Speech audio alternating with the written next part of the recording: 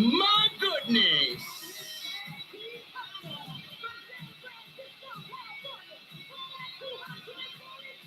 Atlanta, man, they brought it tonight.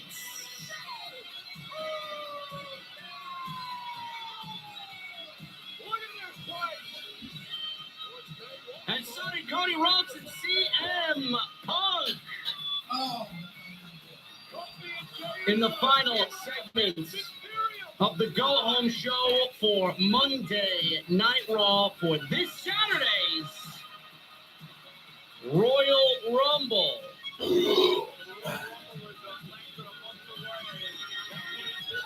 What is Triple H planning with that closing segment? Are we looking at CM Punk and Cody Rhodes in the main event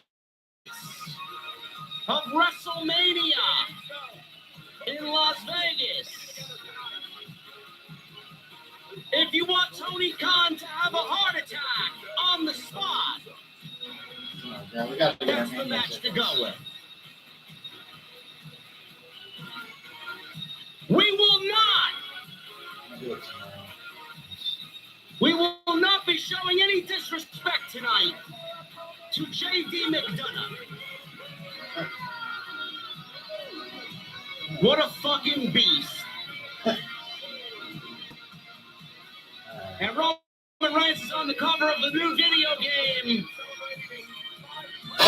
But it's Bloodline Rules this year for 2K25. Ladies and gentlemen, tonight, we're drinking at the OTS venue, as always, downstairs inside my mother's basement. And when I get there on this Monday night, I want to know, what the fuck are you guys drinking? I'll see you over there.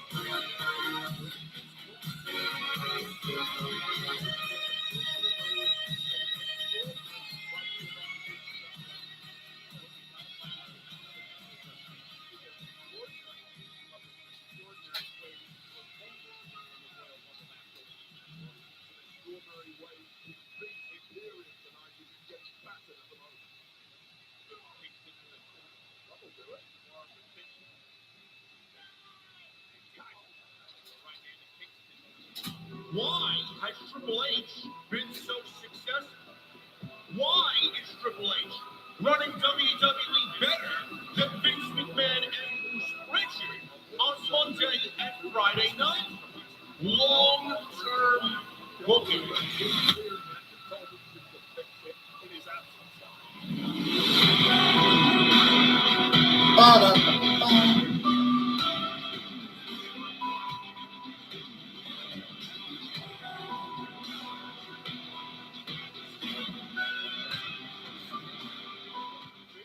What is going on, guys? Thank you so very much for joining me right here on Off the Script. This is your Monday Night Raw post show for January 27th, 2025. I am your host, JD from New York, as always, coming to you live from the LTS venue inside my mother's basement.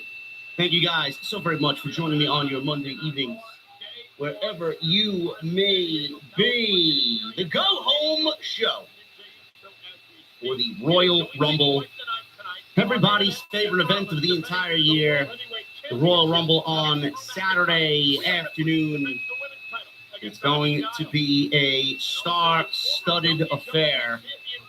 This Royal Rumble match itself, especially for the men, is coming pretty damn close to rivaling the 1992 Royal Rumble as far as star power is concerned.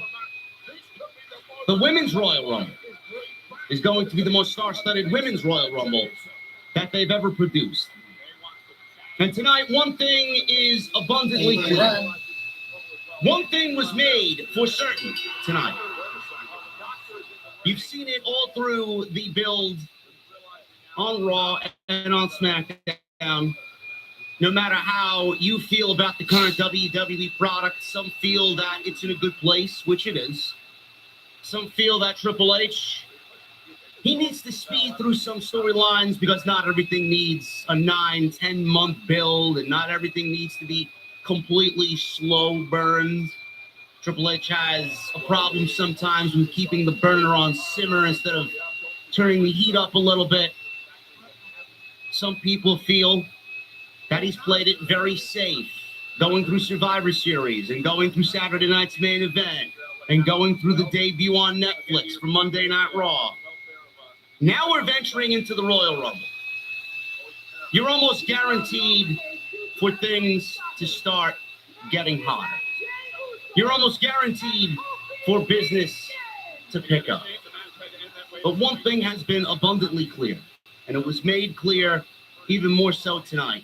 All of the stories that WWE has going on right now are going to take shape inside the men's Royal Rumble.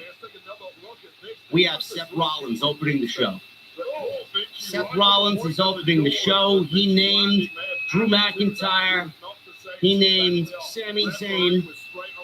He's named CM Punk, Roman Reigns, so on and so forth. These are all men that at one point or another, their paths have crossed. Or in the case of Roman Reigns, his name was mentioned several times because Rollins has a problem with the way Roman Reigns abused his power back last WrestleMania season. Then you have someone like Logan Paul, who's now moved over from Friday night to Monday night. Obviously, you can see why. You can see why they would want him on Netflix. And he's already made both Rollins, who he wrestled at WrestleMania, and Gunther targets in the Royal Rumble. That's not the first time Logan Paul has mentioned Gunther. This is the first time that they've been in the ring together. Logan Paul made a mention of the World Heavyweight Championship on the Raw Netflix kickoff show when WWE held that before the debut on Netflix at the WWE headquarters in Stamford, Connecticut. He came out on stage and promised that this year he would be a World Heavyweight Champion. Then we got somebody like Sami Zayn, who bumped into Cody Rhodes in the back. Sami Zayn's been pushed around. Sami Zayn hasn't really had a good string of luck lately. He can't beat Drew McIntyre. Kevin Owens is trying to manipulate him. All these stories are now intertwining. We even got Karrion Kross involved with Sami Zayn. Karrion Kross telling Sami what he needs to do instead of Sami worrying about what he has to do. Now he's got to worry about what Karrion Kross's agenda is. Sami Zayn and CM Punk. CM Punk had some choice words for a lot of different people. Last week, Wally threw Hulk Hogan under the bus. He mentioned Sami Zayn. They crossed paths tonight. Sami Zayn got in CM Punk's face and said, "We're not on the same level. You're right. I main evented a WrestleMania and you did not. So we're not on the same level. You are correct." And we got Sami Zayn and Drew McIntyre in the main event tonight. Another match between those two. Sami Zayn's 0-12 against Drew McIntyre. Can't get a win. Then we have Cody Rhodes and Sami Zayn inadvertently getting into it with the Helluva Kick Just playing up the fact Kevin Owens and Sami Zayn, their paths are going to cross. And it was only a week ago where we got Kevin Owens, who was using manipulation tactics on Sami Zayn. No matter what you've been through, no matter who you've teamed with, no matter you sticking up and befriending Roman Reigns again and helping Roman Reigns, I know that you are my best friend. I know you're a good guy. And I know that in the end, you're going to help me, and I'm going to help you. So it's Sami Zayn booting Cody Rhodes in the face inadvertently tonight. Kevin Owens is once again using manipulation tactics on Sami Zayn, also casting doubt on what he needs to do going into the Royal Rumble. Cody Rhodes and CM Punk absolutely started everything off tonight on the road to WrestleMania. A little seed planted for what's going to come on Saturday. They're already getting the party started. Boy, oh boy, was that a major closing angle to Monday Night Raw tonight. As WWE has now teased yet another mega match for WrestleMania, potentially in Cody Rhodes versus CM Punk for the WWE Championship. Time stops when they are in the ring together. I think even looking at it head on, even now, even tonight, looking at both guys in the ring at the positions that they hold in the company in 2025, knowing where they came from in the last couple of years, it is still amazing to see both guys in the ring at the same time on Raw, when nobody thought that at least CM Punk would have never made it back to where he is today in WWE. It's still just astonishing to see both guys in the ring after what they've gone through in the other place. And now they're on the road to WrestleMania and could realistically be the main event for WrestleMania 41 in Las Vegas. WWE has done a great job of intertwining stories.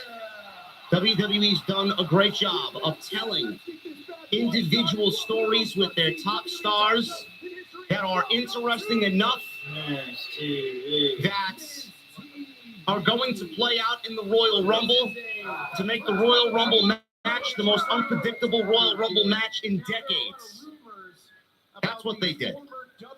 So through all the slow burn and through all the safe play from Paul Levesque and through all of the ho-hum, middle-of-the-road shows that aren't really all that great, but they're not all that bad either, it is all going to be wrapped up in the Royal Rumble.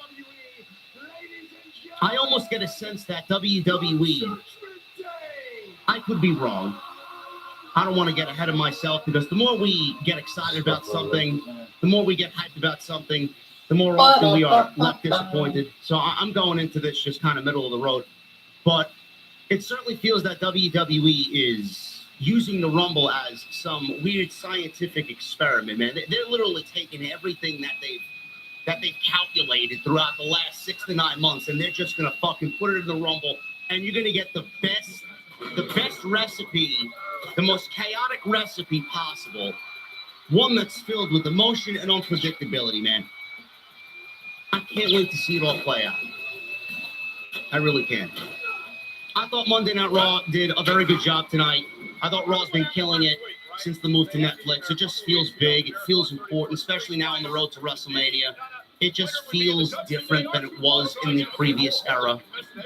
We got some great wrestling tonight. We got a tag team championship match that was a banger tonight with the Judgment Day and the War Raiders. We'll talk about the great performance from one JD McDonough. We're not going to call him any McDonald's names, and we're not going to use puns to describe JD McDonough. Tonight, his name is JD McBeast. He fucking killed it tonight. And he was already underappreciated before he went into that match. And we still joked on him, but we knew the talent that he possessed. Tonight he fucking killed. He almost killed himself and still finished the match, only to then reportedly collapse as soon as he got backstage after the match was over. Great match. And a great title defense for the War Raiders for the first time out defending those tag team titles. Obviously, we'll talk about CM Punk and Cody Rhodes. Do I think that will be the main event of WrestleMania? No, I do not.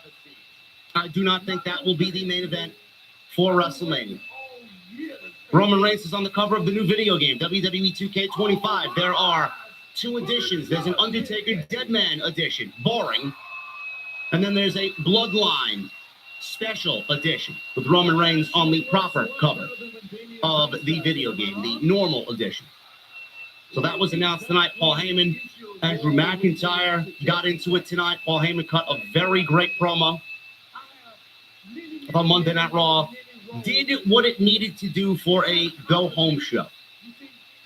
And we're going to talk about it all tonight right here on the Monday Night Raw post show, right here on Off the Script. Thank you guys very much for joining me here on your Monday nights.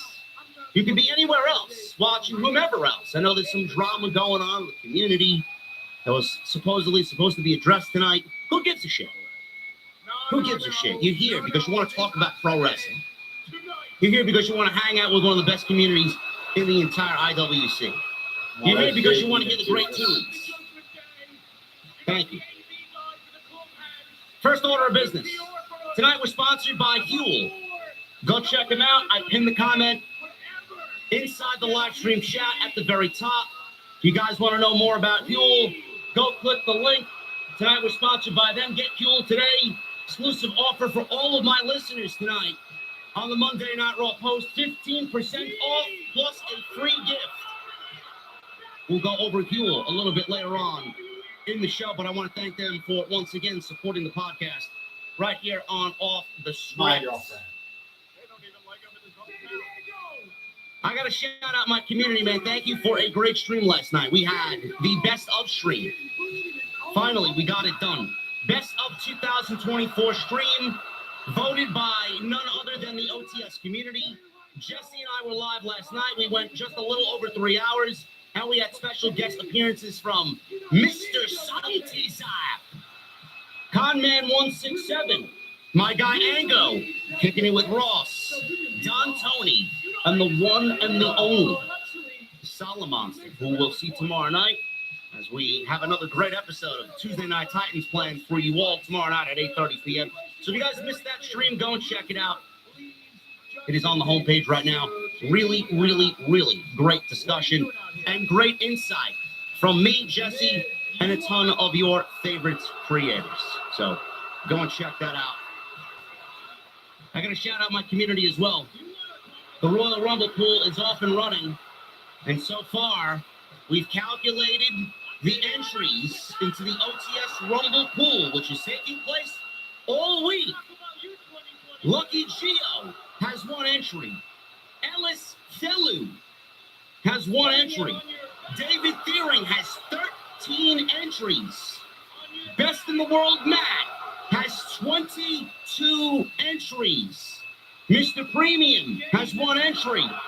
Dr. Evil Genius has 2 entries. Mason the Legend, Michael Krause, Stu the Beats, MGM Bolin, and Tony McCann have 1 entry each. Alan Casper has 13 entries. BC24 has 10 entries. Johnny Boy Vaccaro has 4 entries. Furious Nation has 2. Jeff has 2. Raging Girl Gamer has 15 entries. And Jay Barker from FL7_4, I'm assuming that's Jason Barker, has 1 entry. So if you guys want to get in on it, every $10 super chat, there's a goal pinned in the live stream chat. Every $10 will get you 1 entry into the Royal Rumble pool. If you want to donate 50, 100, that's 5 entries for 50, that's 10 entries for 100. What you guys are going to get is an entry into the Royal Rumble pool, and 1 lucky winner will win a sea of off-the-script merchandise chosen by yours truly. Appreciate you guys for showing up big time. If you guys want to get in on that, super chats are open. Sidro, you do not have an entry. Actually, you know what, Sidro? I'm sorry. You do have 2 entries, brother. Sidro has 2 entries. Never mind. Jesse, you calculated it wrong, bro. Fucking guy. Still complaining about the New Day from last night. Sidro has 2 entries. We got you. We got you, bro. Don't worry. 2 entries. Go check out all the content on the channel. Plenty of it. Hit that thumbs up. Obviously, you guys know what to do there. Hit the thumbs up. Helps us out in the algorithm. Leave a comment down below. Helps us out in the algorithm. And like I said, tomorrow night, when you will see the next installment of Tuesday Night Titans Royal Rumble edition. So look forward to that 8:30 Eastern with me and the Solo Monster on Tuesday Night Titans.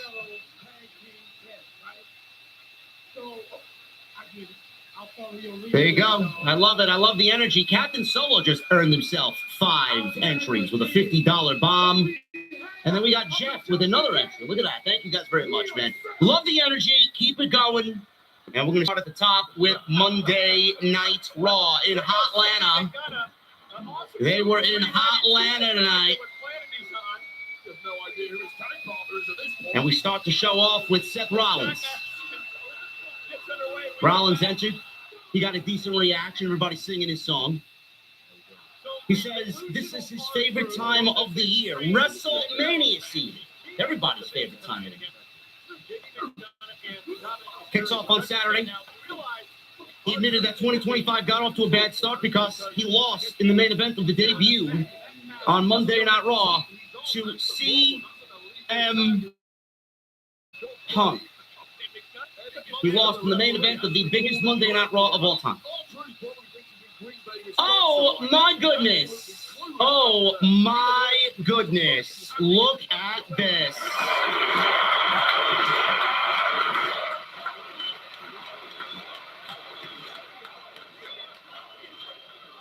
You guys are crazy. Duffy with a $100 super chat. Hey, JD and OTS family. Duffy wants in, please. She wants in to the Rumble pool. And she is in. The Royal Rumble pool. Dubby, thank you very much. Appreciate you for being here. We love Dubby. We love everybody, man. Thank you guys very much. Ashen with a 20. And Chris Lloyd comes in with a 10. So thank you very much. Super chats will remain open. He suffered the worst loss of his career on the first Raw of the year and suffered a black eye. Crowd chanted for CM Punk. And he quickly remarked that CM Punk looked no better off than he did when the match was over. After he lost, Rollins wondered who he was and who he wanted to be. But he knew who he was. He was Seth freaking Rollins. When he was the most focused version of himself, there was no one on the planet better than him. I want to stop there. It is perfectly normal for everybody to exude confidence. It's perfectly normal for everybody to go out there and be their own biggest fan. If you're not your biggest fan, then you're doing it all wrong. But every time Rollins was in the top spot, I felt like Monday Night Raw suffered just a little bit. With him as the champion, him as the top guy, him as the babyface, top babyface on the show. Now, that may just be a me problem, but I always felt that Seth Rollins was better chasing the championship than when he was actually the champion. He's a great pro wrestler, don't get me wrong. He's had banging matches, don't get me wrong. But Rollins, honestly, saying that no one on the planet is better than him, I can name about 2 or 3 guys on this roster alone on this show that are better than Seth Rollins. And who's better?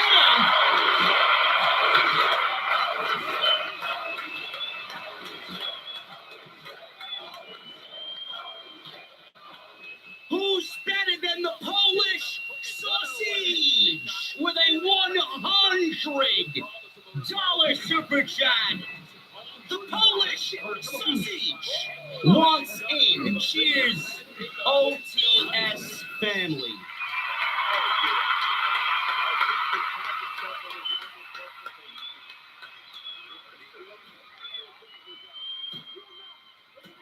Love it. The Polish sausage. It's me, Mario. It's me, Mario. Where's the pizza? Love it. I don't know why I did the Mario voice, but I love it. Thank you, guys. You guys are killing it tonight. I love the energy, man. I love the energy. Rollins. What was the best version of Seth Rollins in WWE? Was it Shield Rollins? Is it this version of Seth Rollins? No. No. The best version of Seth Rollins was, I forgot what year it was. What was it, 2018? Intercontinental Champion Seth Rollins. I mean, the guy was putting on bangers with the fucking Miz on Monday Night Raw. Remember that version of Seth Rollins? That Rollins was untouchable, bro. That was the best version of Seth Rollins. Now he's older, he's a little bit slower, he's more injury prone, he's got the knee issues, he's got the back problems. He's still great, don't get me wrong. He can still go out there and give you a 4.5-star classic. But that, to me, is the best version of Seth Rollins. 2015, was it 15? Yeah, I think it was 2018. 2018, Rollins. Easily the best. Easily the best. 15 was good, too. 15 was good, too, but 2018 was the best. Clarity Golden says, JD, come on, I can even do a better Mario. It's me, Mario. Is my Mario alone, huh? Yes, I pronounce it Mario, not Mario. Mario. Mario and Luigi. Messiah Rollins was good, too. James Allday, Messiah Rollins was good, too. But the Messiah Rollins, he was stuck in the pandemic era.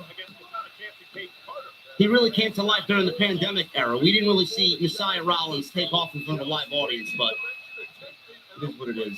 We had to sit through Rollins and Mysterio, eye for an eye. Remember that? Yeah, I don't care to talk about that at all, ever, again. He started his path to redemption when he beat McIntyre last week, and it would continue on Saturday. He had no problem tossing out John Cena, Jey Uso, Drew McIntyre, Sami Zayn, or even Roman Reigns. He especially hoped to toss out Roman Reigns. He dreamt of CM Punk being the final person in the ring with him so he could crush his Mania dream to dust. The real question was, which title would he go after when he won?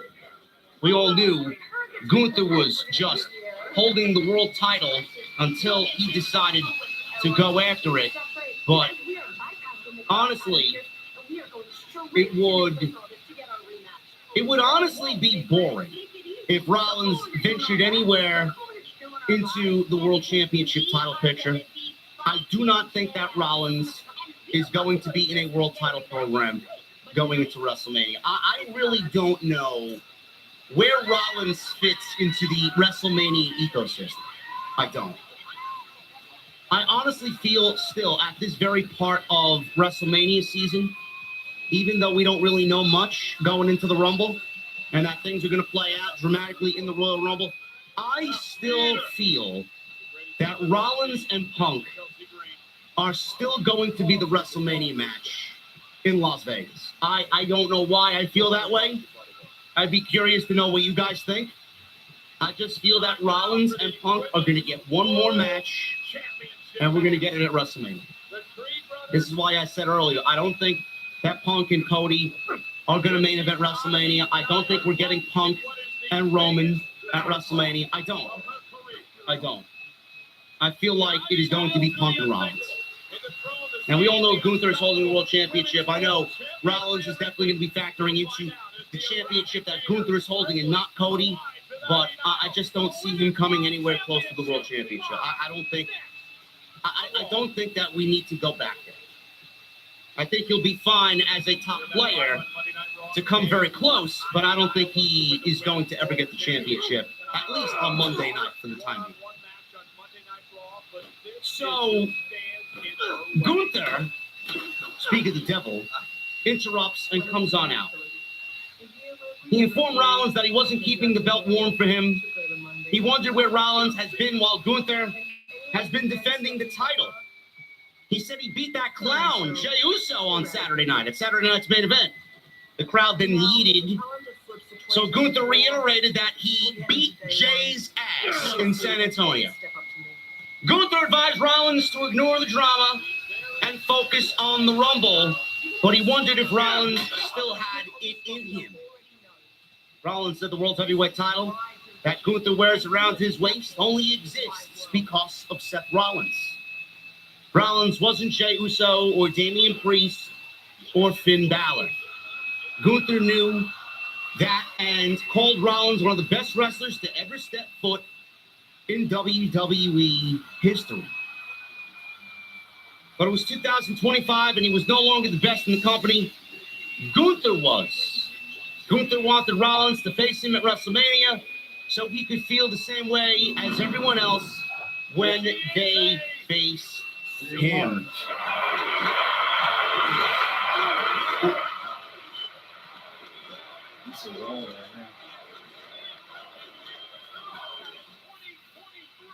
Oh my goodness, man. We got another $100 super chat by the Polish Sausage. Oh my goodness. Super chat out of nowhere, he says. Let's keep this energy going, get those likes in, and cheers to the legend, JD. Thank you once again, brother. Another round of applause.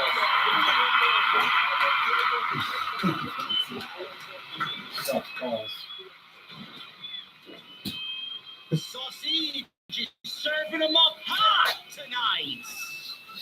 Love it, love it, love it. Love the energy, guys. Thank you very much. Thank you, Sausage. Appreciate you very much. Yes, he called Jey Uso a clown. Yes. Yes, I know. The only clown that we know exists currently is working down in Jacksonville, Florida. We won't mention his name here. We don't want to upset the sickos. So, all of a sudden, Logan Paul comes out and interrupts. We got massive boos for Logan Paul. He enters the ring. The boos get louder every time he spoke. He said the Netflix era needed a new face, one that oozed with charisma. He said Gunther and Rollins were both great in the ring, but they have reached their peaks. There was a loud "you suck" chant at Logan Paul. Logan Paul then announced that he would predictably be entering the Royal Rumble. He said, and I quote, he has no plans to eliminate 29 other men because that was grunt work. He would be smarter than that. He would win the Royal Rumble and main event WrestleMania by being the last guy standing. So basically, he gave you an insight as to what he's got to do. He doesn't have to eliminate anybody, except for one guy. He's going to make it to the end. He's going to eliminate that one guy and then go to WrestleMania. Did Logan Paul just foreshadow that he's going to be number 30 in the Royal Rumble? I don't know. I don't think he's going to be number 30. But I do think that he is going to have a very impressive Royal Rumble. Logan Paul announced that he would be in the Royal Rumble. Rollins was amused. The crowd gave him the what treatment. Gunther said that he changed his mind and that he wanted Logan Paul to win the Royal Rumble instead of Seth Rollins so he could knock that cocky smirk off of his face. The crowd cheered Gunther. Rollins got the last word and said that he would be getting his title back if he chose to, as he looked over at Gunther. I know a lot of people on social media don't like Logan Paul. There may be some people in this live stream chat that don't like Logan Paul. You could sit there and dislike whomever you want. But one thing is for obvious One thing is for certain, that Logan Paul is a talented motherfucker. No doubt about it. Guy can go as soon as the bell rings. The guy is just fucking great. For someone doing this shit for as little as he has been, he is great. No matter what you think of him, no matter what you think of his political beliefs and some of the shit that he's tweeted and the crypto shit that he's done, whatever the case may be, Prime Energy and all the supposed people suing him over Prime Energy being unhealthy and whatever the case may be. The guy is fucking a freak of nature. He is athletic as fuck. And I am going to sit here and say something that you guys might not agree with. I love Gunther. I think that's pretty well documented. I love Gunther. Some people don't like Gunther. Some people don't think Gunther is their cup of coffee. That's fine. Gunther is an acquired taste. But when Gunther wrestles and the bell rings, you know he's a great fucking wrestler. You know Gunther is going to sell himself on emotion. You know Gunther's going to put together a great wrestling match. Gunther, it is physically impossible for Gunther to have a bad match. No way that's happening. So at least give him that. You might not like his style. You might think he's vanilla. You might think he's just a 6'4", overly fucking pushed white dude on WWE television that has no charisma and no aura to him. Fine. But when he gets in the ring, everybody shuts the fuck up. He's great. He's great. World Championship title run might not be as impressive as the Intercontinental title run, but it's two different scenarios. It really is. I'm going to say something that many people might not agree with. I don't know what Gunther's plans are. I don't. The rumor was that we would see Goldberg tonight. We didn't see Goldberg. Goldberg was not on the show tonight. Goldberg could be a surprise in the Royal Rumble, but Goldberg did not appear on Raw tonight from Atlanta. The rumor was that Goldberg and Gunther could be headed for a WrestleMania match. I don't know if that's still in the plans.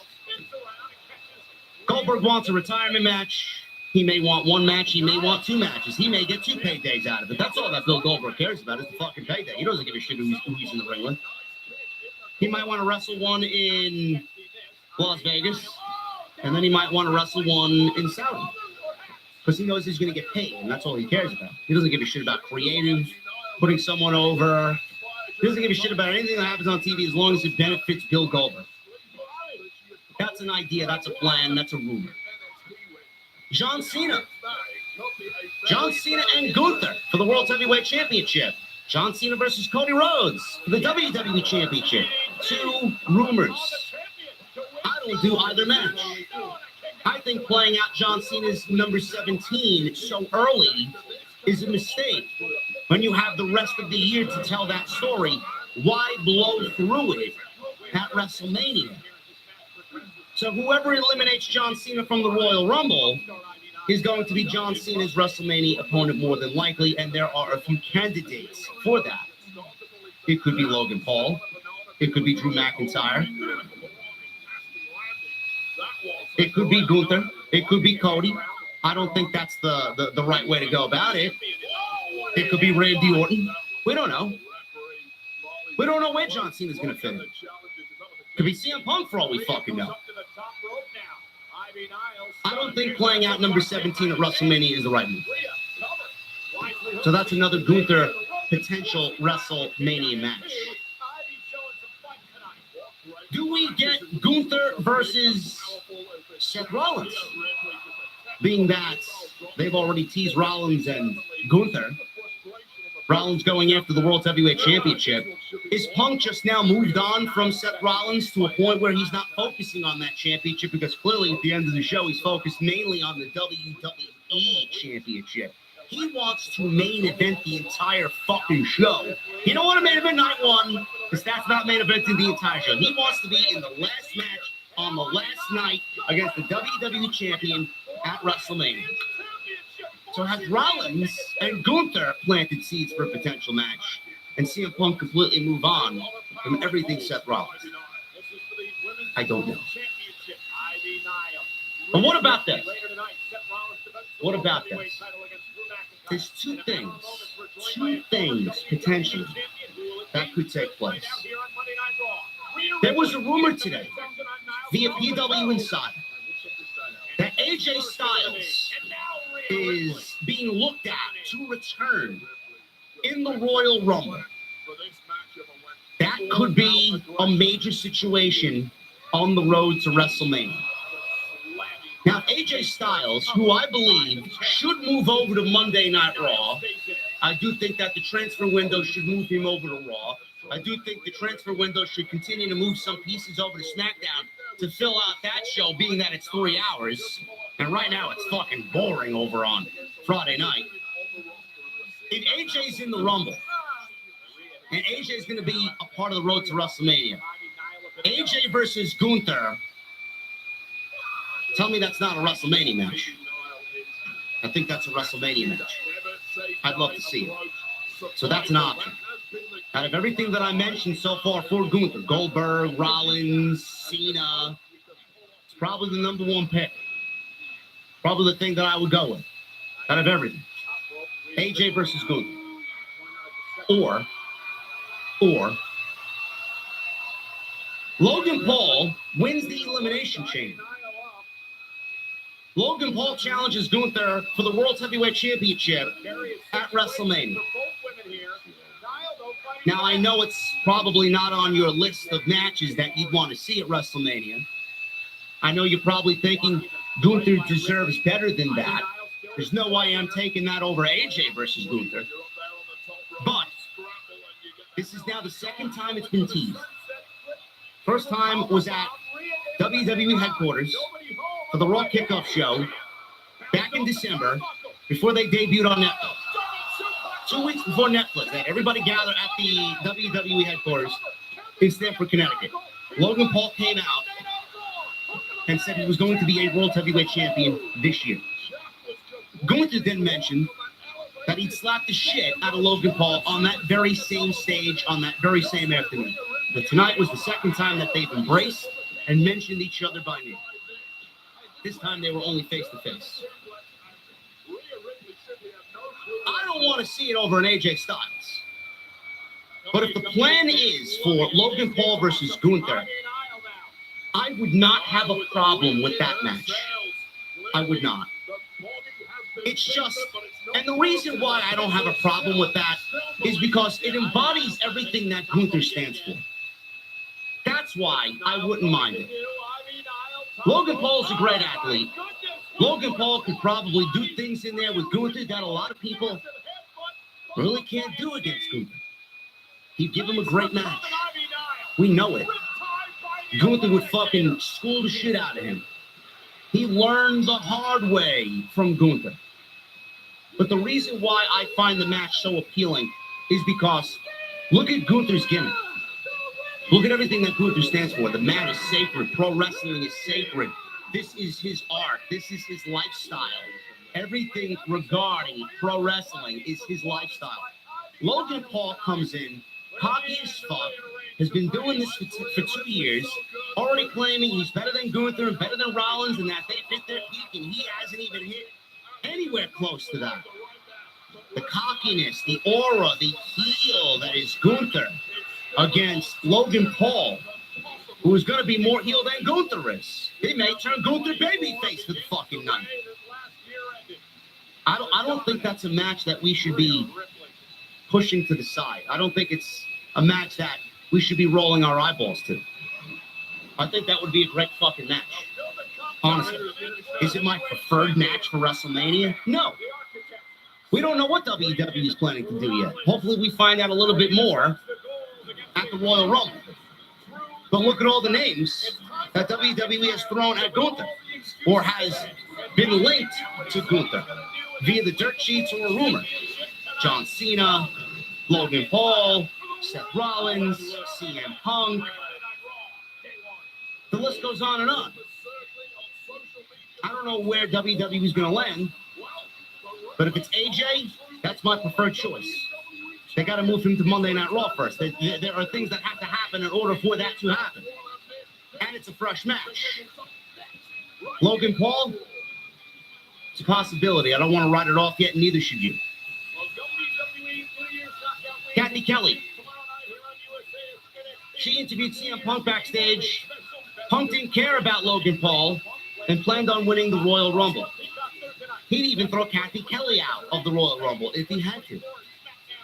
Sami Zayn interrupted and asked about Punk's comment last week about them not being on the same level. Sami Zayn said that was true, only because one of them was a main event WrestleMania main eventer. They said that they would see each other in the Rumble. Sami Zayn threw it right back at Punk that he was in the main event of WrestleMania and he was not. Punk said, yeah, we will see each other in the Royal Rumble. Karrion Kross then stops Sami Zayn as he walked away from CM Punk. I always like a situation backstage where one guy interrupts another guy to then walk away from that situation to then get interrupted by somebody else. It just makes the backstage environment lively, and it just really gives it a life of its own. So Karrion Kross approached Sami Zayn after he walked away. Kross basically advised him to listen to Kevin Owens because there was a world of opportunity at his feet. Kross then left, and then Cody walked into frame. He suddenly appeared and patted Sami Zayn on the back. Zayn acted surprised to see him, and he was even startled a little bit that he jumped back. Zayn quickly patted him on the chest, said nothing to him, and left. He said nothing to him. He just patted him on the chest and walked away. He said nothing to him because they want to give you the illusion. Triple H wants to give you the illusion that Sami Zayn is legitimately taking Kevin Owens' offer and Kevin Owens' words. He's taking them seriously, and he's giving them serious thought.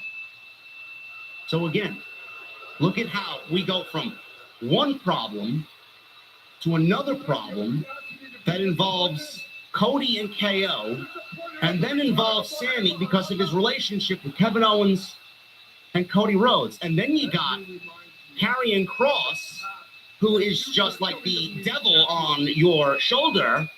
You know, the devil and angel scenario. Karrion Kross is the devil. And he's telling Sami Zayn, listen to Kevin Owens. Listen to Kevin Owens. Meanwhile, Sami Zayn's probably got this running through his mind. I want to listen to Kevin Owens because I love Kevin Owens. Kevin Owens is my best friend, but I also love Cody, and I respect Cody, and I'm Cody's friend. Then you got CM Punk, who we just saw before all this, who mentioned Sami Zayn in passing last week, disregarding Sami Zayn and his attempts to win the Royal Rumble, saying he's going to win the Royal Rumble, and mentioned Sami Zayn specifically as one of the men he will throw over the top rope to win the Royal Rumble. Look at the interweaving of characters here. It's fucking great. It's fucking great. Whose side is Sami on? He's not even in the fucking match. And he's got his own problems to worry about in the Royal Rumble. And they're giving you a side quest for you to get emotionally attached to. There are levels to this shit.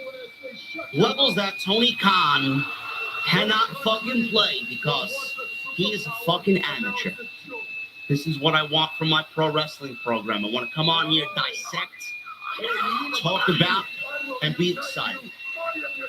Can't do that if you're putting on fucking great pro wrestling and none of it fucking matters because you never gave me the reason of why. You never gave me a reason to care. I'm just going to book this match and you're going to enjoy it because it's great pro wrestling. This is where it matters. This is what is most important. Everything that I just talked about. Love it. Let's go, Larry. Oh, there you go. There was an interview during the commercials with Austin Theory and Grayson Waller. They were shown in the crowd. They got moved over to Monday Night Raw. They got traded via the transfer window. Grayson Waller is obviously Austin Theory's tag team partner, who is himself Austin Theory from the ATL. So that's why he was on camera, making him into a bigger deal than he really is. There were a bunch of celebrities in the crowd, a bunch of rappers from the Atlanta area. And we go from that into the first match of the night, which is the War Raiders versus Dominic Mysterio And J.D. McDonough went 12 minutes. This was fucking great. This was the first match, I do believe, in the War Raiders tag team title run. First opportunity for them to defend the titles. And it's against the former Judgment Day, who were the tag team champions, former champions. Meanwhile, the champions were Finn Balor and J.D. McDonough. Tonight, it was Dominic and J.D. McDonough. A little bit of a free bird rule situation. This match was all about J.D. McDonough. The only thing people are talking about coming out of this match is the great J.D. McDonough.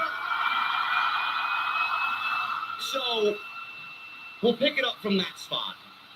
This was the talk of the entire show, never mind the fucking match. So, War Raiders made their entrance. First tag team title defense. We got the ring introductions. Cole noted that no one has heard from Finn Balor since he lost to Damian Priest in the street fight. And the bell rings and we get this tag team title match underway. So, as soon as the bell rings, McDonough and Dominic attacked the War Raiders, who were not paying attention. They had their backs turned. Referee called for the bell. McDonough landed a running flip dive onto Ivar. And the spot that everybody's talking about, scary spot. Like a holy shit, I hope he ain't dead type of spot. Scary spot in the match early, where J.D. McDonough hit a springboard moonsault. He was on the apron, jumped off the second rope, springboard moonsault, acai moonsault, to the outside on Ivar, and his head bounced right off the announce table. Imagine doing an acai moonsault off the second rope springboard. The height he gets. He came down right on Ivar. He landed, the ricochet of him landing and his feet hitting the mat on the outside. He bounced back, and legitimately, the back of his fucking neck hit the outer edge of the front end of the commentary table, and he fucking folded over and planted himself right on the fucking mat face first. Brutal. The instant replay made it fucking worse because they fucking slowed it down. McDonough, fucking guy got to his feet. Michael Cole was calling for a doctor. Fucking guy gets to his feet. He got a standing ovation from the audience in Atlanta and jumped back on the apron. Now, Dominic continued the match to beat up on the War Raiders, Ivar, who was the legal man, but McDonough jumped back up on the apron. So during the break, apparently the doctor checked on McDonough, and he waved the doctor off. He was all right. Now, I don't know what J.D. McDonough is made of. He may be made of fucking Teflon. Guy is ridiculous. But he finished the match. He had to be fucking just absolutely wrecked. He didn't show a single ounce of anything. He did not let anything bother him. Crazy. Eric and Ivar went for their finish. McDonough ducked it, headbutted Eric. Ivar went to the top, but McDonough brought him down with the suplex. Cole said McDonough must be the toughest man in WWE if he is still going at the speed that he's going. Dominic tagged in. Ivar hit him with a spinning kick. McDonough distracted the referee. All of a sudden, Carlito spit an apple into Ivar's face. This allowed Dominic to hit the 619, and McDonough followed with a moonsault off the top rope. So he hits the moonsault. Dominic goes up top for a frog splash. And apparently Eric saved the day by breaking up the pinfall by shoving McDonough into Dom's pinfall. Dominic went for another 619. Eric tagged himself in. They hit Dom with the War Machine. And that was it. 1, 2, 3. The War Raiders retain the WWE World Tag Team Championships. Excellent match. Excellent match to start Monday Night Raw. That's what I want to see. That's the type of shit we need to start seeing out of the tag team division. Matches like that. McDonough is a sick son of a bitch. And I know we joke around. We call him every McDonald's dollar menu item on the fucking menu. I get it. It's done in jest. It's done in a joking manner. I'm sure I'm not the only one that's done it. But tonight we're not going to joke around about him. I seriously hope he's okay. I seriously hope that he is not seriously injured. He's a fucking McBeast. I'll tell you that right now.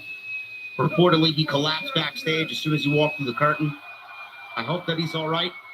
But man, he is one of the toughest and one of the most underappreciated talents that they have on TV right now. McDonough has been largely a fall guy for the Judgment Day. He has been.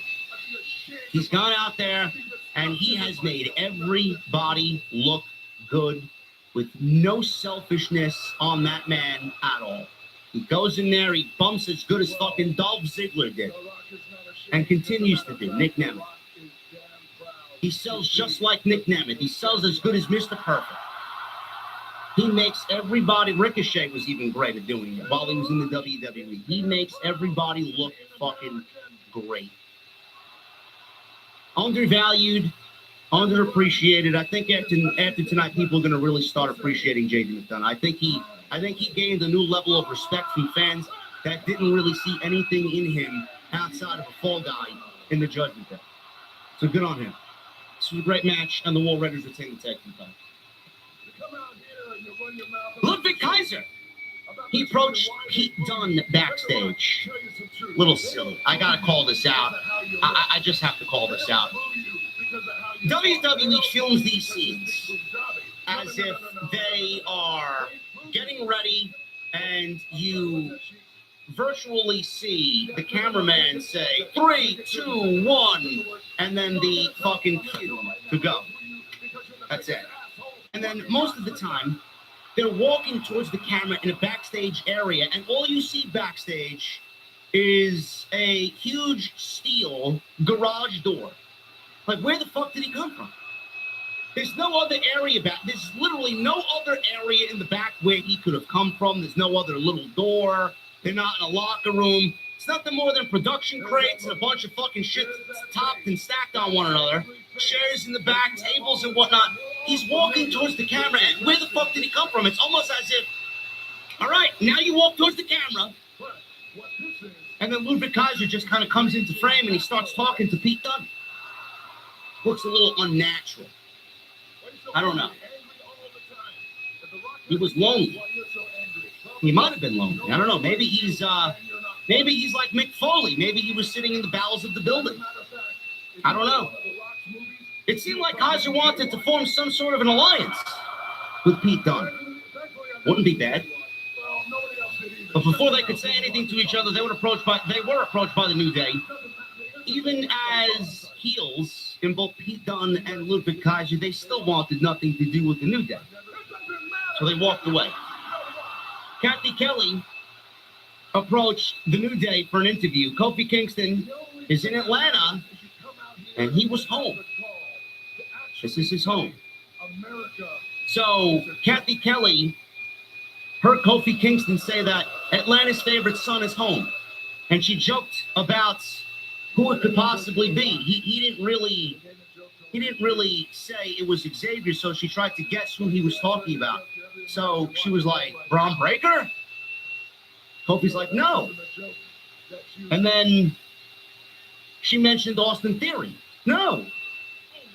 And then Cody Rhodes. And then Kofi Kingston got mad. No, nothing like that paper champion. It was Xavier Woods. Woods says he was Atlanta's favorite son. And that he would beat the shit out of Rey Mysterio in front of his own town, his mother, his father, and sister sitting front row. His family wasn't there yet, but Woods knew they would show up because he spent a lot of money on their front row seats. I gotta call this out. We went to commercial. I don't watch it with a VPN, so I watch it on Netflix. I get the 3 minute of ads, and then we come back to live feed. The fact that the New Day didn't get a televised entrance. Why are we skipping entrances on Netflix, on Raw, when the show ends well before the top of the hour at 11 o'clock? I don't know why we're skimping on anybody's entrance, to be quite honest with you. Especially the New Day, who have Xavier Woods back home, and the New Day who are heels, and the New Day who should be presented as a top heel act.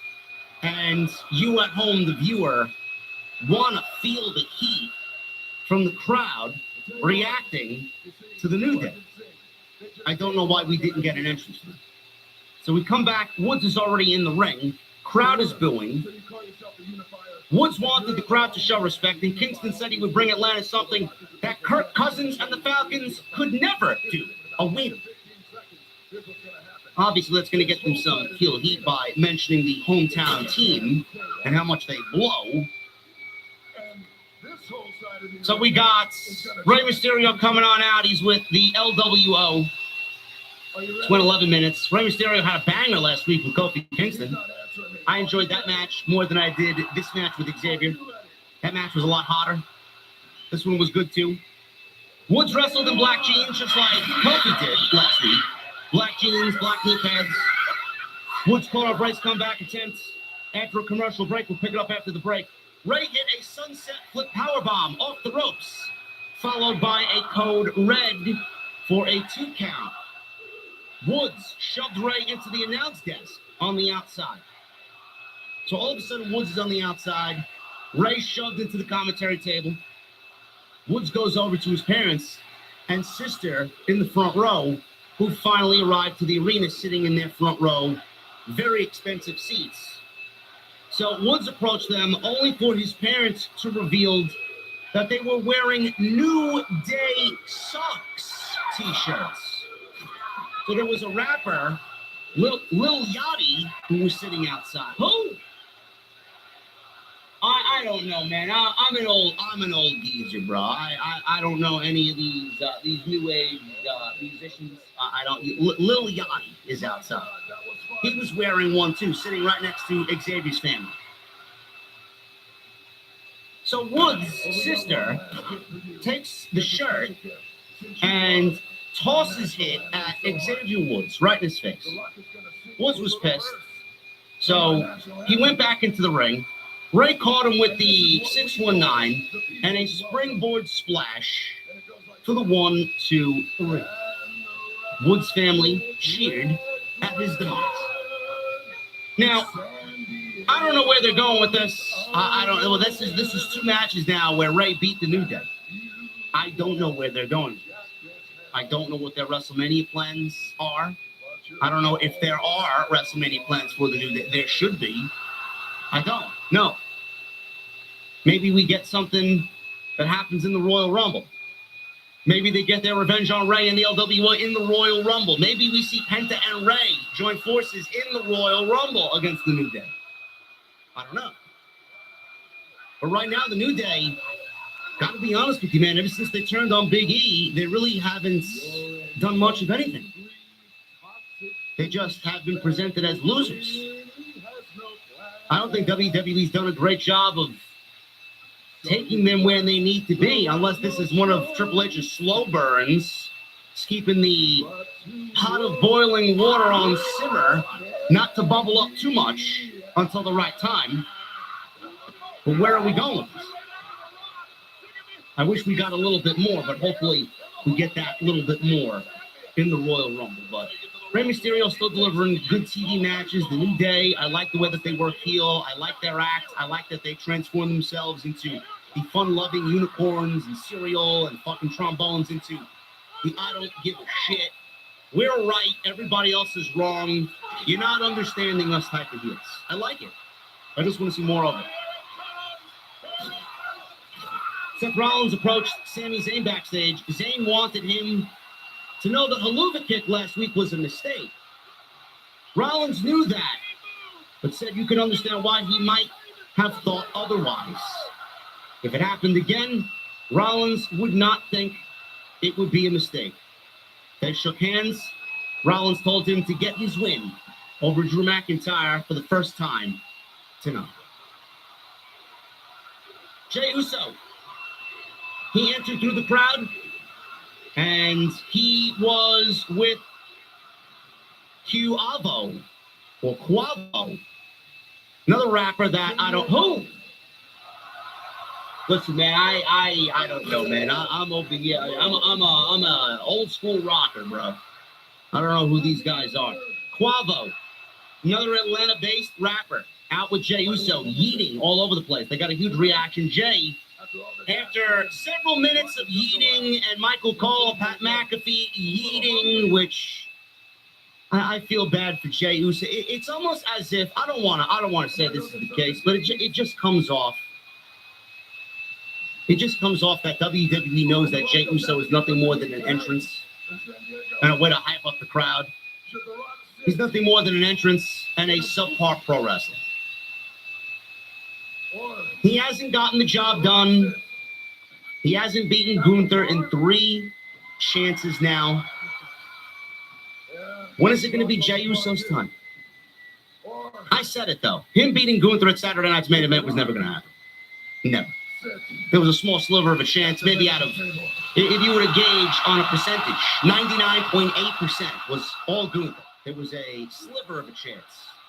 0.02% of a chance that Jey Uso might have won the World Heavyweight Championship, but it was never going to happen. You're not going to have Jey Uso as the World Heavyweight Champion going into WrestleMania. He lost. He mentioned it. But he did say, I can beat him. I can beat Gunther. I know I can. Now, I don't know if that was done with hopes of getting a 4th match out of it, or that was just said because he's going to win the Royal Rumble, or he thinks he's going to win the Royal Rumble, and then get another shot at Gunther. That's not going to happen either. Rollins badmouthed him. Now Rollins is mentioning my name. Jey said after Saturday night and after Rollins mentioned him and everybody else saying that they're going to win the Royal Rumble, he says he knows what he has to do. He would toss all of their asses out in the Royal Rumble, and he would become the World Heavyweight Champion at WrestleMania. No, he will not win the World Championship. I don't know what we do. If I had the pen for WrestleMania, I'm not doing Jey Uso in a singles match. I'm not. I'm getting Jey and Jimmy back together, and I'm getting Jey and Jimmy in a tag team against the New Day at WrestleMania. I think that story needs to be told. I think the New Day now, as heels against a babyface Usos, even though they have a long history, I do think that the freshness of the heel turn with the New Day and the fact that we haven't seen that match in many, many, many years would give it a fresh take in 2025.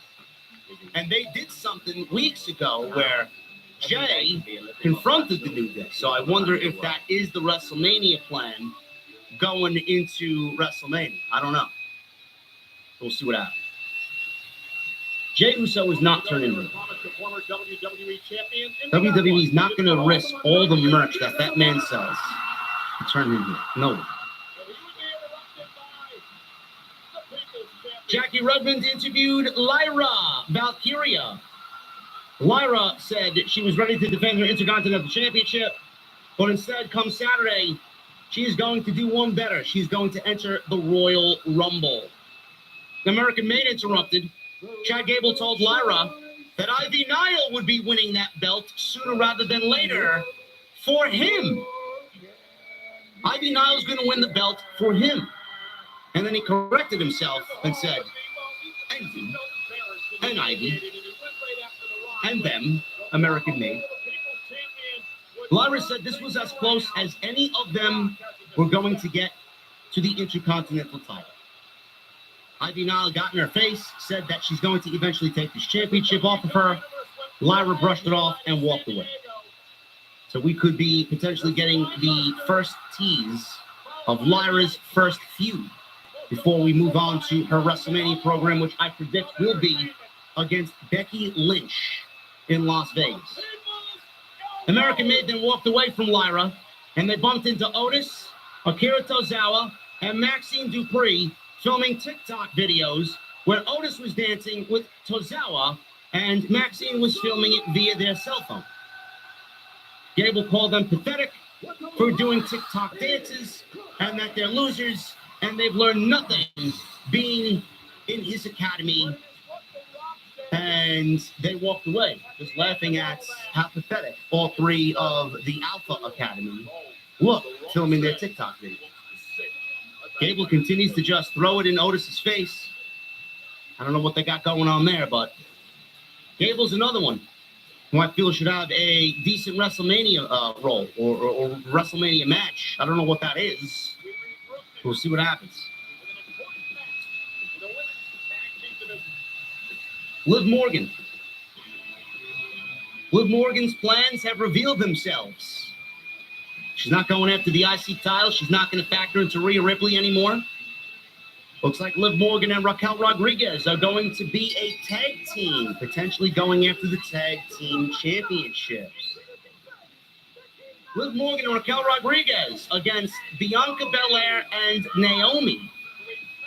Now, not only did Liv Morgan beat the tag team champions on SmackDown, we got Liv Morgan and Raquel Rodriguez beating the actual tag team champions in a non-title match tonight on Monday night, which theoretically puts them way ahead of everybody else for an opportunity at the tag team championships. When and where, we don't know yet. This wasn't bad. This wasn't bad. I will say, I'm not the biggest Raquel Rodriguez fan, but she works a lot better in a tag team element than she does in a one-on-one element. And so does Liv Morgan. Belair made a hot tag after the commercial break, and she ran wild on Liv Morgan. Rodriguez tagged in and gave Belair a spine buster. She then went for a powerbomb on her partner. She picked up Liv in a powerbomb and powerbombed Liv onto Belair for a 2 count. Naomi tagged in, hit the X Factor for 2. Rodriguez followed with a fallaway slam. Liv Morgan tagged in and hit Belair with a code breaker. Morgan then went for Oblivion, but Belair caught her and hit a KOD. It was at this point that Dominic Mysterio ran out and started jumping on the apron, distracting the referee from seeing the cover after Bianca hit Liv with the KOD. So Belair gets up, sees Dom. He jumps off the apron. She does a plancha and a slingshot dive over the top rope to take Dominic out. So she gets back in. She tags in Naomi. Naomi goes over to Liv and hits a split-legged moonsault. Rodriguez sees Naomi covering Liv and pulls Naomi off of Liv to break up the count. So the referee sees all this happen. Instead of going after Rodriguez and telling her to get back to her corner, the referee did nothing. She continued to check on Morgan. This allowed Rodriguez to slam Naomi on the apron with a choke slam. Morgan then all of a sudden crawled over to Naomi for the 1, 2, 3. I thought this was a lame finish. The choke slam on the apron was weak, and then Naomi kind of botched the pinfall because she was laying on one shoulder and both of her shoulders were not flush on the mat, which looked a little awkward. And then Liv Morgan eventually made the 1, 2, 3. I didn't really see the choke slam as a spot that would take Naomi out of the match completely and be the reason why they lost the match. But Liv Morgan and Raquel Rodriguez win the tag team match in non-title, and they are absolutely going to be challenging for the women's tag team championships. Does Bianca Belair and Naomi lose the championships? Are we looking at Liv and Raquel winning the tag team championships? Is Jade Cargill going to have a play in any of this? We don't know. We don't know. I'm assuming this is going to build more so towards WrestleMania. I think. What else could there be? We'll see what happens here. But Naomi pinned by Liv Morgan after Liv Morgan pinned Bianca on Friday. Smells like a tag team title opportunity to me.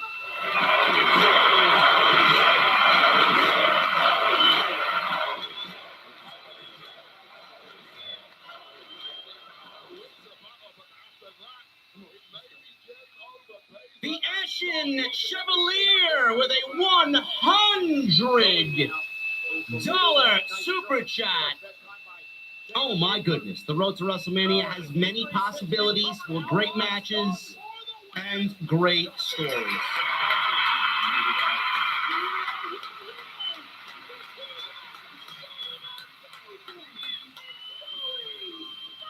Ashton, thank you for being here.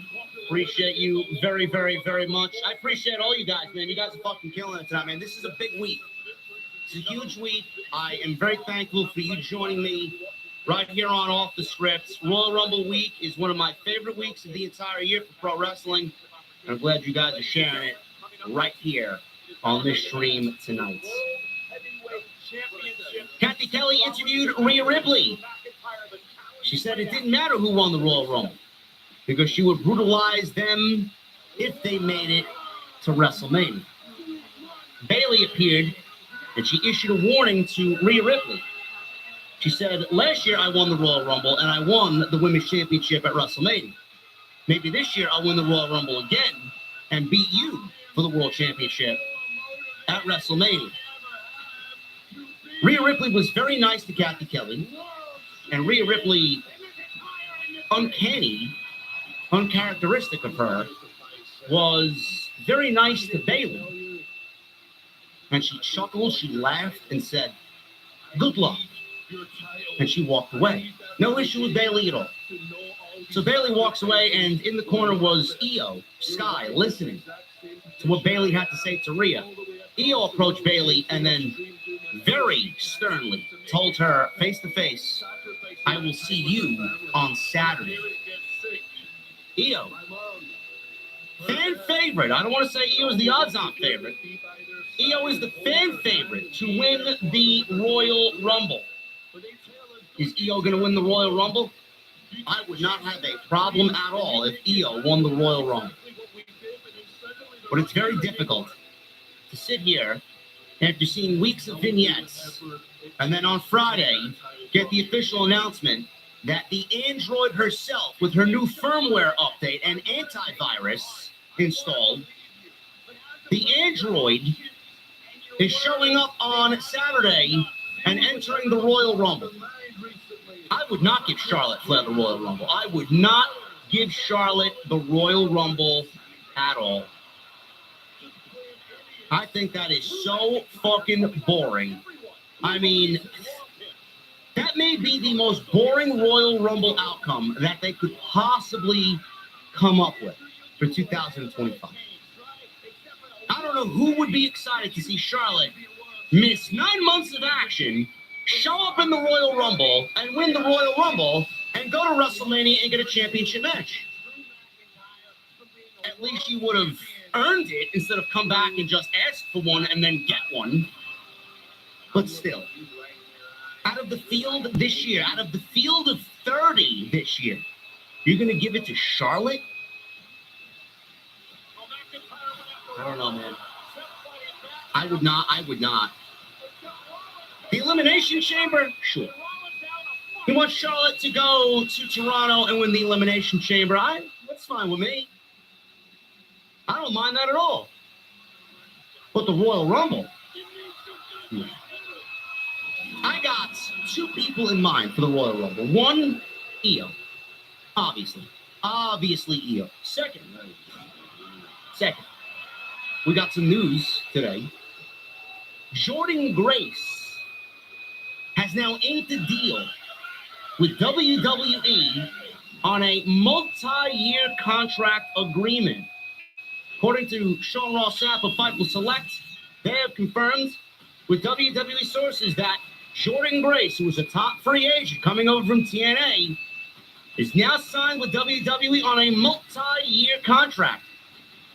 Fightful learned that WWE made their interest known and made the offer a couple of weeks ago before Grace finished up with TNA, fully aware that Grace would be leaving the company. Those that we spoke to in WWE said that Grace was signed almost immediately after her last match in TNA and that they didn't want to let her get to free agency. Can you imagine if Tony Khan saw Jordynne Grace on the free agent market, how much money he would throw at Jordynne Grace? To do what? Get some TV time for a couple of weeks and then be wasted? He would probably throw her on Ring of Honor. No matter what you think of Jordynne Grace. No matter where you wanted her to go, she was always going to go to WWE, and WWE is absolutely the right move for Jordynne Grace. They played it the right way. They obviously knew she was coming in. I mean, everybody knew she was coming in as soon as she showed up on NXT television while under TNA contract. They were just getting everybody ready to see Jordynne Grace. Oh, who's this? Oh, I like her. Oh, she'll be here. And they're doing the same thing with Joe Hendry. And they'll probably do the same thing with a lot of different people over there. WWE talked money. WWE talked contracts. WWE talked when. As soon as that woman lost to Tessa Blanchard, as soon as she got home, she picked up the phone and inked the deal. Good. Jordynne Grace should be considered a dark horse to win the Royal Rumble. And if I'm Triple H, I'm giving serious thought to Jordynne Grace winning the Royal Rumble and giving us Rhea Ripley versus Jordynne Grace at WrestleMania for the Women's World Championship. Because that's going to be a fucking banger. And it absolutely speaks WrestleMania. She's my dark horse pick. I would not mind at all if Jordynne Grace won the Royal Rumble. There was a Penta video package. He thanked the fans for their reaction, but this was only the beginning. He wanted to be the best in the world, but the only way to do that was to face the best. He was entering the Royal Rumble. He would get his WrestleMania moment, and he would show everybody that he has zero fear. Penta is in the Royal Rumble. I don't believe I'm saying those words. Pentagon Jr. is in the Royal Rumble. Royal Rumble card. Pat McAfee and Michael Cole went over the card that will happen on Saturday night, 6 p.m. Eastern Time. Obviously, we got the two 30-man and 30-woman Royal Rumble matches. Cody Rhodes versus Kevin Owens in a ladder match for the WWE Undisputed Championship. And DIY will defend the Tag Team Championships against the Motor City Machine Guns in a 2 out of 3 falls match. 4 matches for the Royal Rumble, folks. Both Rumbles will probably be an hour. Cody Rhodes and Kevin Owens will probably go 25 minutes or so. And DIY versus Motor City Machine Guns will probably go 25 minutes as well. So you're probably looking at 3.5 hours of a Royal Rumble, which is perfectly okay. More than enough.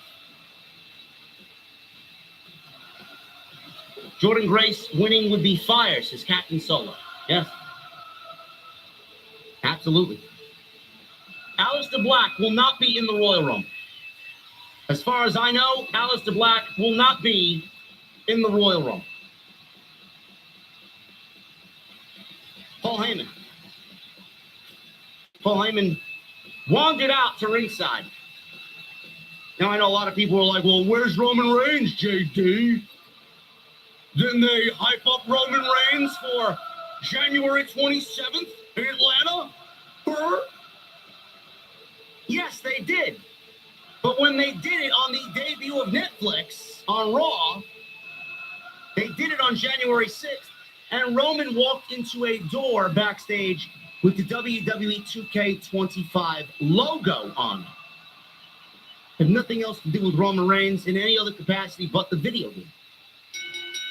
So I don't know why people were upset that Roman wasn't on the show tonight. He was there in spirit.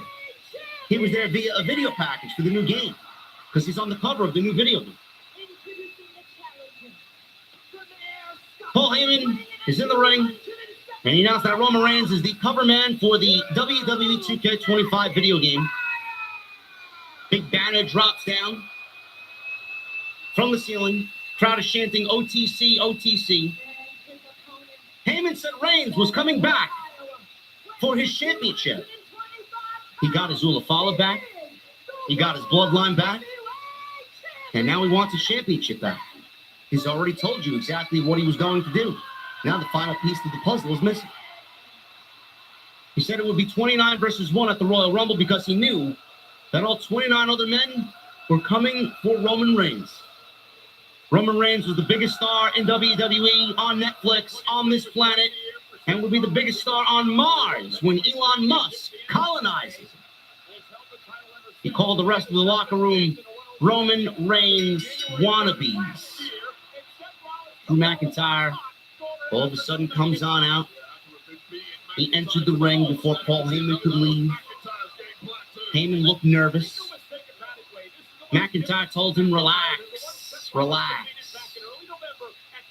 Relax, because you're the only person who should be nervous, or the only person that should be nervous around here. It's not you. It's Sami Zayn. Just relax. McIntyre just wanted to talk. Crowd chanted, we want Roman to Drew McIntyre. I said this weeks ago. I said this with Solid Monster as well on Tuesday Night Titans as we talked about potential WrestleMania opponents for both Roman Reigns and Drew McIntyre. I said this weeks ago. You guys can go back and listen to it. You know where you heard it first. I said, don't be surprised if Roman Reigns' WrestleMania match, it's not The Rock, it's not CM Punk. Don't be surprised if it's Drew McIntyre. And if it is Drew McIntyre, I'm booking Drew McIntyre to beat Roman Reigns at WrestleMania. It is a possibility. It is definitely a possibility. McIntyre said he was responsible for all the success Heyman was having. Crowd chanted, we don't care. We don't care. McIntyre says, oh, but you will care. He called himself the daddy of the bloodline and said, I hate it, but I'm the catalyst of it all. McIntyre said he eliminated Reigns to win the Royal Rumble in 2020 and then slayed the Beast at WrestleMania. The Beast, which was your client, Paul Heyman. McIntyre never mentioned the words Brock Lesnar. McIntyre said Heyman found Reigns when he was at an all-time low and harnessed his talent for evil. Heyman went on to make more money than ever before. Heyman even got himself on the cover of the video game, and they showed a close-up shot of Heyman in the corner of the video game cover, holding the Ulafala, praying to Roman Reigns. McIntyre just wanted a thank you from Paul Heyman. That's all he wanted. McIntyre thanked him, but then in an angry tone said to McIntyre, you're crowding me right now. McIntyre backed off, but asked Heyman for a favor.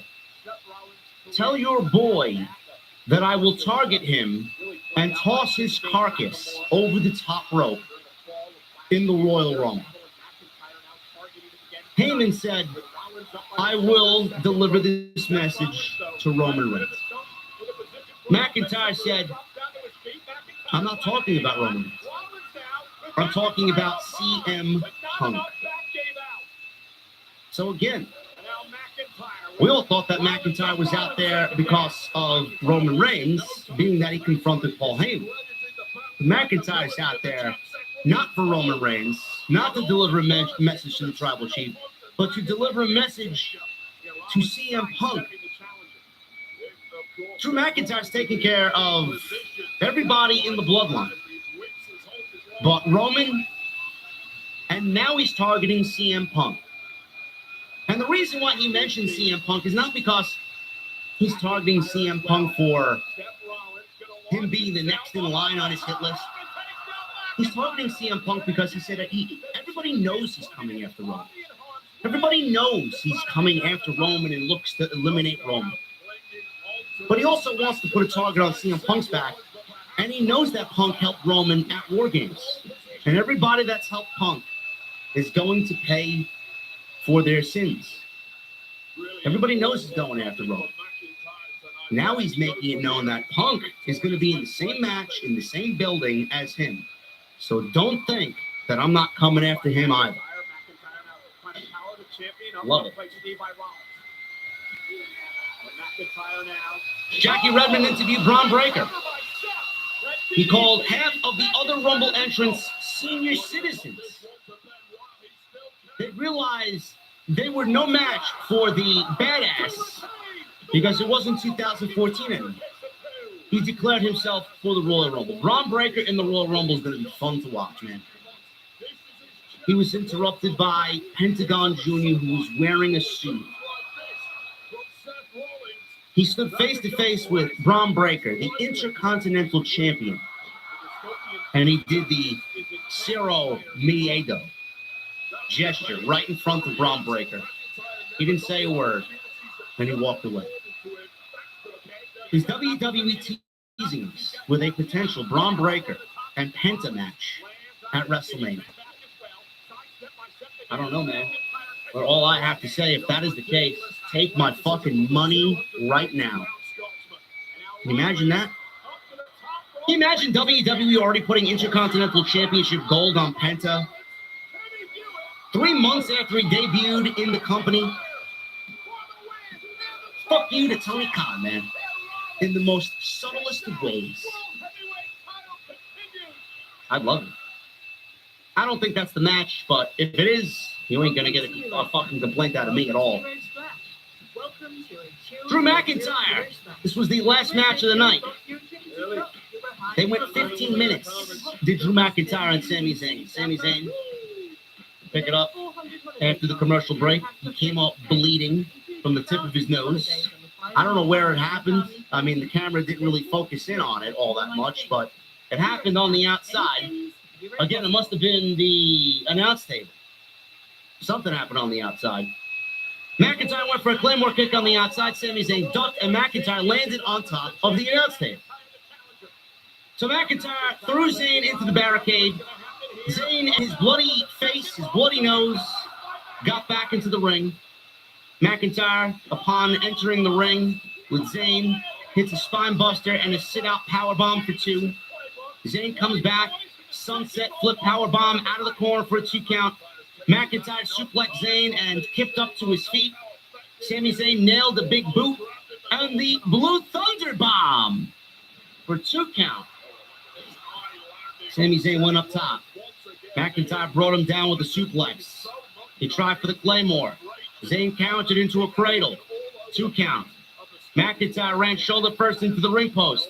Zayn follows up with an exploder suplex into the turnbuckles. Zayn went for the haluva kick. McIntyre dodged it and covered Zayn with his feet on the ropes for the 1, 2, 3. McIntyre did not need a future shock. He did not need a Claymore. He just needed a leverage pin. And that pushes him to 11 wins and 0 losses over Sami Zayn. It's unbelievable.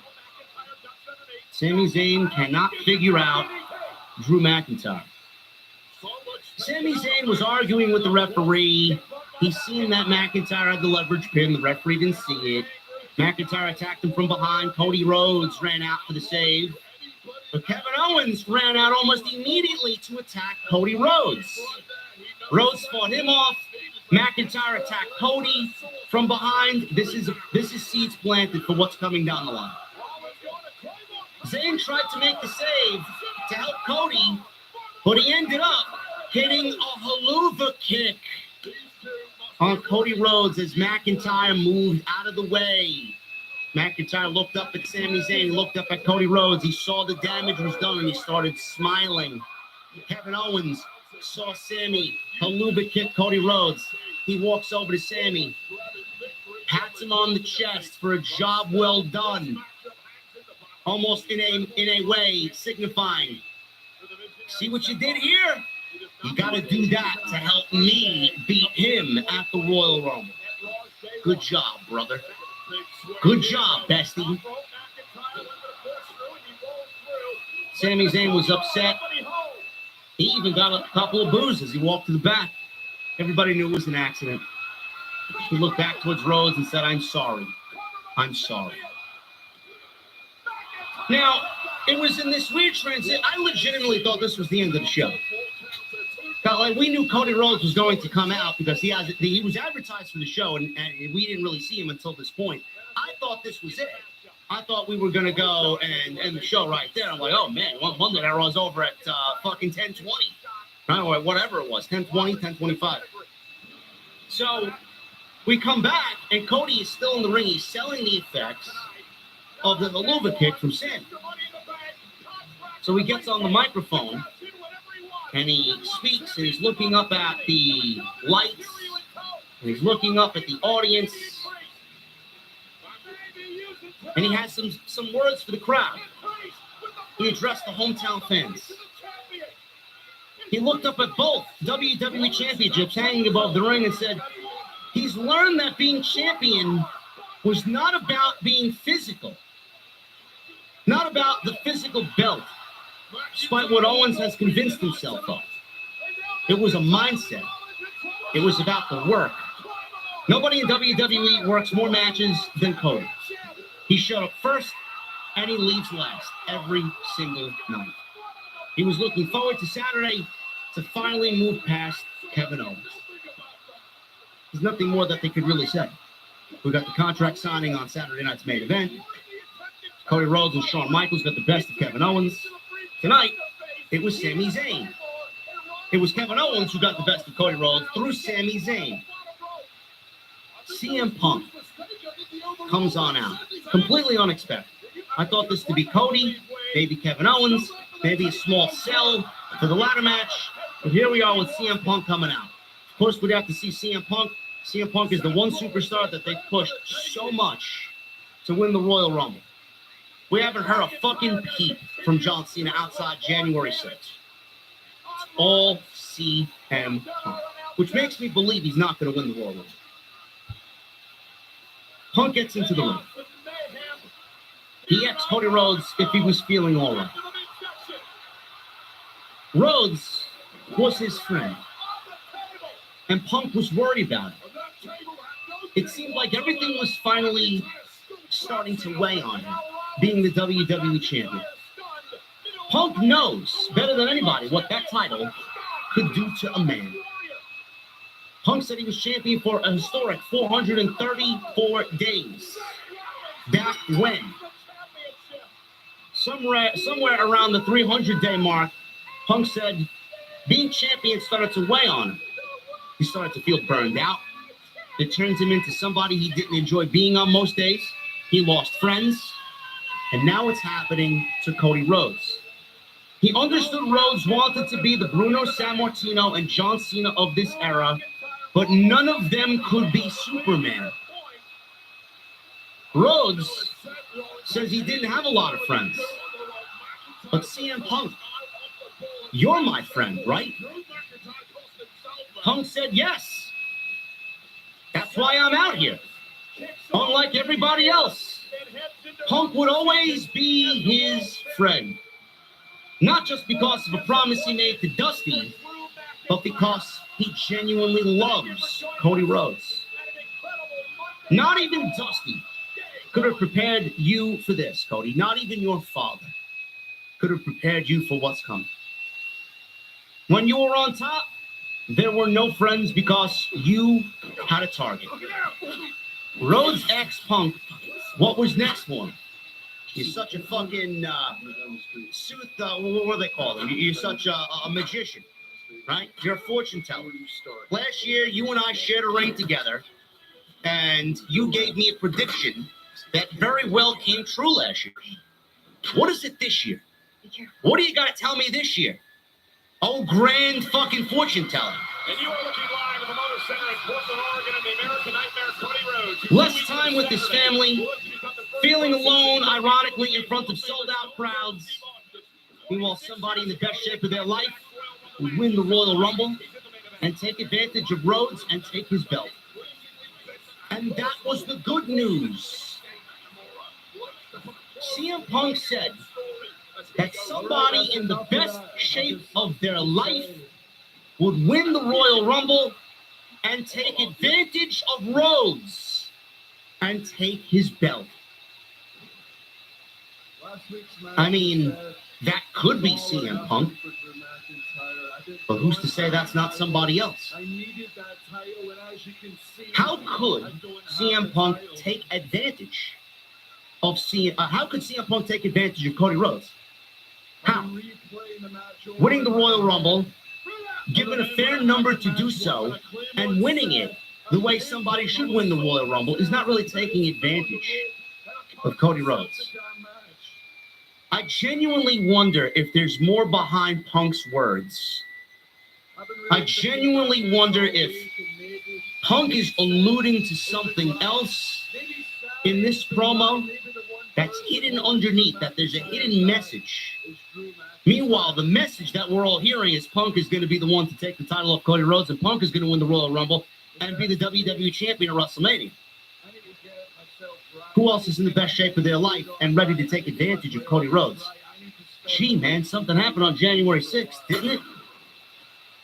Didn't somebody get all buddy-buddy with the American Nightmare and start drinking Wheatley's vodka and Terramana tequila right in front of the fucking parking lot on January 6th, where we all asked, what the fuck am I watching?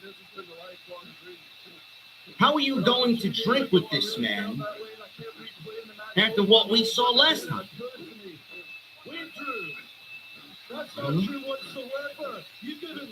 Could be The Rock. It could be Randy Orton, for all we know. It could be Randy who's taking advantage. Cody doesn't know where Randy is. Nobody knows what Randy is thinking. For all we know, the pile driver that happened to Randy Orton snapped something in his mind, and he's been watching and waiting at home, not wanting to come back for Kevin Owens, but wanted to come back because he realized in the time he spent at home that Cody is the problem. Again, I ask, are CM Punk's words about him winning the Rumble, him main eventing Mania, and him taking advantage of Cody Rhodes? How? Or is it The Rock? Or is it Randy Orton? Or is it Kevin Owens? Galactic Sound or Galactic Donuts in the chat. No, I'm not, brother. I'm not setting myself up for disappointment. If The Rock doesn't show up on Saturday night, he doesn't show up on Saturday night. I can sit here and tell you whatever the fuck I want. It's my show. If I think The Rock is a dark horse for the Royal Rumble, I'm going to continue to say The Rock is a dark horse for the Royal Rumble. If The Rock is not in the Royal Rumble, I'm going with CM Punk to win the Royal Rumble. That's it. Roman Reigns is not winning the Royal Rumble. Drew McIntyre is not winning the Royal Rumble. Logan Paul's not winning the Royal Rumble. Seth Rollins is not winning the Royal Rumble. John Cena is not winning the Royal Rumble. CM Punk. That is the man. That is if The Rock doesn't show up. I'm just giving you alternatives. This is what we do here. Could be. Randy Orton could be in the Royal Rumble. We don't really know. He could win the Royal Rumble. That was the good news, says CM Punk. Rhodes wanted to hear the bad news as he smiled and laughed. Yeah, what's the bad news? Punk responded, the bad news is that somebody is me. Unlike everyone else who stabbed Rhodes in the back, Punk said he would win the Rumble and stab Cody from the front. Rhodes had a story. When he showed up in OVW, he met Punk. And they were the only ones who wanted to learn arm drags from Greg Gagne. Everyone there wanted to be Punk. Chick magnet Punk. Everybody wanted to be Punk. Everybody wanted to be like CM Punk. They chased him. Punk got called up. Rhodes followed later on. Rhodes chased Punk. Everyone chased Punk, but that dynamic changed because Punk was now chasing him. Rhodes wanted Punk to win the Rumble because I want you to catch up. Rhodes wanted to see the look on Punk's face when he realized the best in the world wasn't the best in the world anymore. This was a great segment and a great tease. that definitely planted seeds for multiple different directions to take place at the Royal Rumble going into WrestleMania season. The one thing I liked about it most was not Punk's promo. The one thing I liked about it most was Cody Rhodes' demeanor. I loved Cody Rhodes' demeanor on this show tonight because he played it off. He got kicked in the face by Sammy inadvertently, but obviously it's going to weigh on him because his belts now are hanging above the ring. He doesn't have possession of his belts. The WWE has possession of his belts, and they will be held and they will be hooked to that hanger hanging above the ring on Saturday. Cody came off defeated tonight. Cody came off as if the entire world is fucking too heavy for him to carry. He came off tonight as if everything legitimately is getting to him and he's being bothered by the fact that he doesn't have his belts, that Kevin Owens is breathing down his neck, that Sammy kicked him in the face, that everybody's making claim that they are going to win the Royal Rumble, and he's got 29 fucking targets on his back. Roman, Drew, Punk, Rollins, you name it, Sammy. Cody Rhodes played the I can't carry this anymore role tonight. Great. And Punk is the perfect guy to just poke and prod and fucking slice and dice you with truths. WWE knows that Punk and Cody is a mega match ready to happen. Is this year the year? I don't know. Cody did say, keep watching, keep talking about the rumors, keep speculating on social media. The road that we are about to take you on is going to surprise a lot of people. Cody and John Cena isn't really a surprise. Cody and Roman 3 is not really a surprise. Even Cody Rock is not really a surprise because everybody expected Rock and Cody to be the final destination. But Cody and Punk would genuinely be a surprise. They had interaction last year.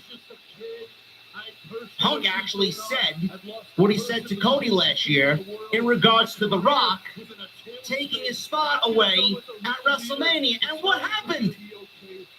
The Rock, at least for a little bit, took Cody's spot away from him. Punk called it. Punk was the fortune teller. Punk was the fountain in which Cody threw the quarter in. Mirror, mirror on the wall.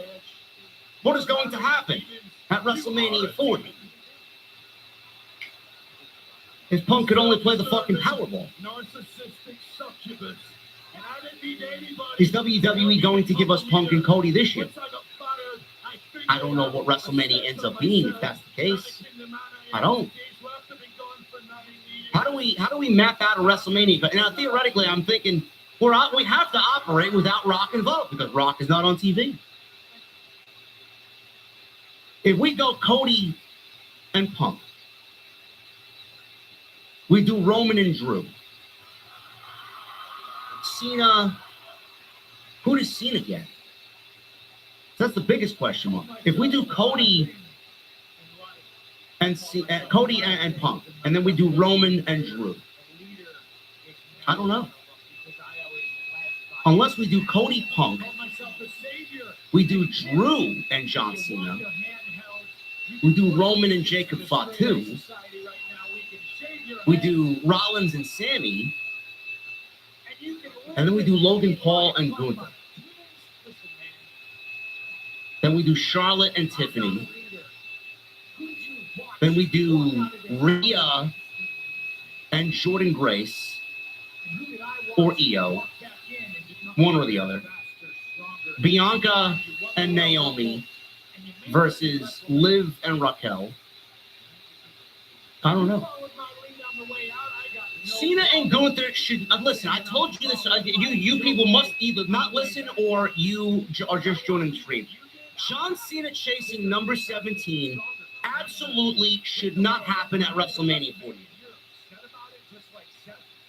I don't know how many times I have to explain this to you. I don't know. Kevin Owens and Randy Orton. That could be a potential WrestleMania fight. Becky Lyra, yes. Becky and Lyra. Chasing number 17 should not take place at WrestleMania. Absolutely not. This was a great segment. Like, the world stops when these two guys... Listen, when Punk has a microphone, you stop and listen to what the man has to say anyway. But when it's Punk and Cody...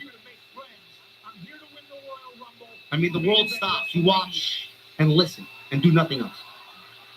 The crowd hung on to every fucking word that these two guys had to say because this is Superstar 1A and Superstar 1B. These are the two biggest baby faces in the fucking company. WrestleMania main event on any planet with these two guys. I thought this was a very good Monday Night Raw, a very good go-home show. This was an excellent segment. Tremendous piece of business was this segment.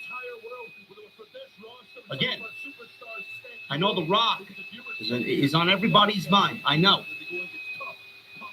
If The Rock is not involved in the Royal Rumble, I'm going CM Punk. If The Rock is involved in the Royal Rumble, then The Rock is winning the Royal Rumble. Whether he comes out at number 30 per se, number 30 proper, or somehow, some way, someone gets taken out of the Rumble and there's one spot missing, buzzer goes off at number 30 and we get somebody like Logan Paul or somebody, but then the buzzer goes off again after Logan Paul is announced as number 30 at 31. Well, it would still end up being 30 because there's 30 people in the field of the Rumble. And The Rock comes out, and The Rock eliminates whomever he's got to eliminate to win the Royal Rumble by showing up and just abusing his power. Maybe. So right now, my pick for the Royal Rumble is proper CM Punk or a dark horse in The Rock winning the Royal Rumble. That's what I'm going with.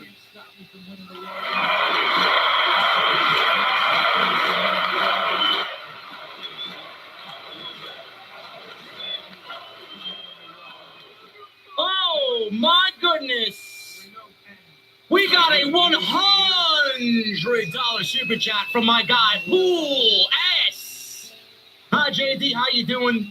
Consider this my official entry into the OTS Rumble, where I'm going to throw out all the OTS crew and win. That's not a prediction. That is a spoiler. Shout out to the OTS crew.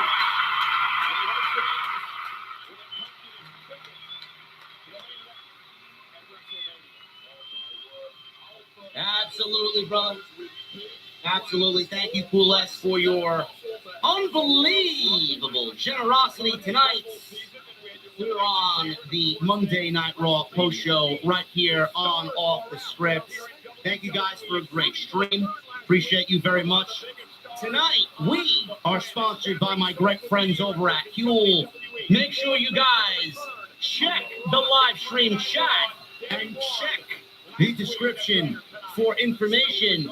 Huel.com/scripts. 15% off, and they're even going to throw in a free gift. Make sure you guys go and support. I'm going to kick it to them. Tonight, we are sponsored by my great friends over at Huel. Every single night, man, I'm sitting in this dark horse, and we're on our way to the OTS venue, and I ask you guys one very important question. What the hell are you guys drinking? I know what we're all drinking every single night when we sit live on the stream, but every single morning I wake up, the one thing I grab is my great friends over at Huel. Huel.com/scripts. Huel is the complete global nutrition brand trusted by millions, and I got their Black Edition ready to go in a bottle, man. It's a complete meal in a bottle, high in protein, low in sugar, packed with all the nutrients your body needs to perform at its best. And tonight, they're sponsoring the podcast right here on Off the Script, and you can try it yourself for 15% off and get a free gift when you use my promo code SCRIPT at Huel.com/scripts. You can ask anybody that knows me, man. I am not a morning person whatsoever. I usually have 2 cups of coffee, don't have breakfast on most mornings. I go all the way to lunch, have a light lunch, and then that takes me all the way up until dinner time. But the Huel Black Edition, I'll tell you, man, it's been my go-to. It keeps me full, energized, and focused so I can tackle whatever the day throws at me. It's got a whopping 35 grams of proteins plus 27 vitamins and minerals all in one handy bottle. It's perfectly balanced in every sense of the word, designed by experts to provide all the nutrients your body needs from a meal. Huel takes the guesswork out of healthy eating. It's also very convenient. No meal prep, no cooking. Say goodbye to getting hangry and unsatisfying snacks and just grab a Huel instead. And lastly, Huel is incredibly affordable. With high-protein meals less than $5, it's a budget-friendly option that I'm genuinely excited about. If you guys don't believe me, take the leap of faith for yourself and join the community of Hueligans. Yes, the Hueligans. With this exclusive offer for new customers of 15% off plus a free gift with promo code SCRIPT at Huel.com. That's 15% off plus a free gift for new customers. Once again, without promo code SCRIPT at Huel.com. Start your year off strong. Unlock a healthier, easier way to eat with Huel. Nutritionally complete meals in minutes so you can focus on what really matters.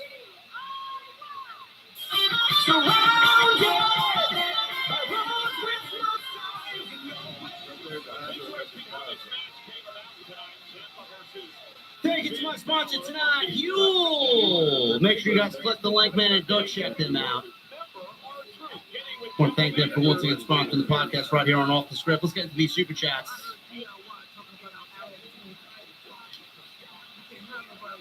Michael Krause with a $2 super chat. JD and OTS WWE Raw, let's go, my friends. Yeah.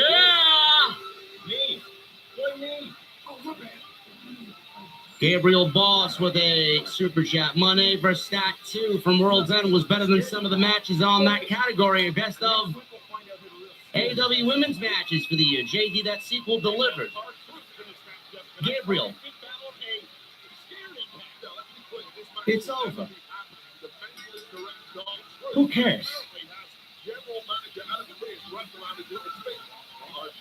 The list was made well before World's End.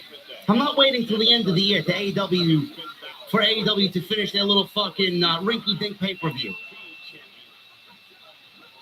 Nate with a $2 super chat. Ha ha ha. Watching Cole Yeet is the whitest thing ever. Yep.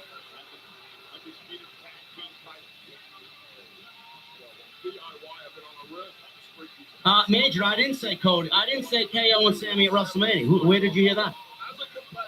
I didn't say KO and Sammy at WrestleMania. I said Sammy and Seth.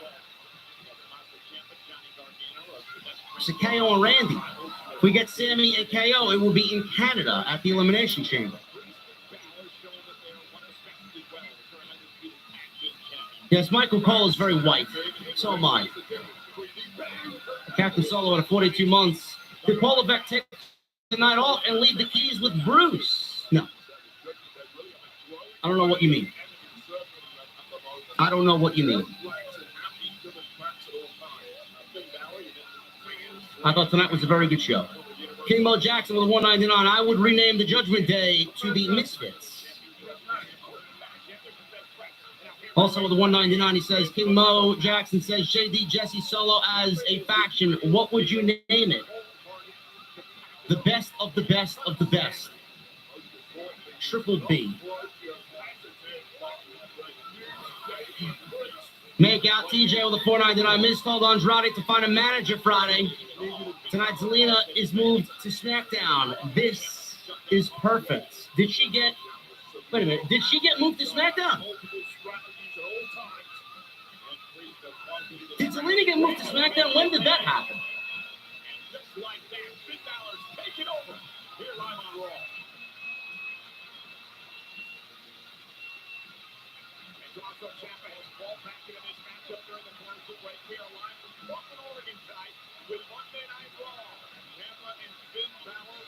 When did they announce that? They said it on Raw. I must have walked away. I probably walked away to make a coffee, and then it happened, of course. All right. There you go. I like it. Mid-match with okay, yeah, I definitely walked away to go make the coffee. Absolutely.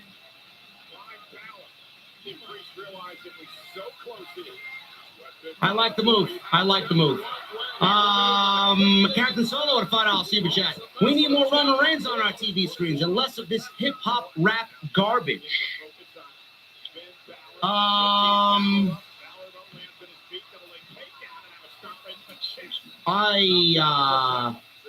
Listen. I'm not a fan of the music that WWE constantly presents on their TV shows. What can I do?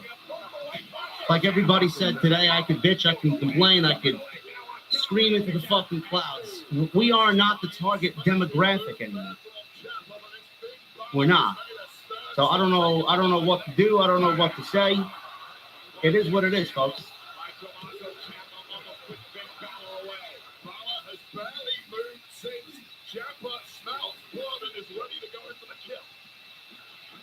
Michelle with a $4 super chat. Looks like Punk and Drew will feud forever on and off. If we get Cody Punk at WrestleMania, Drew may screw Punk over. I could see it.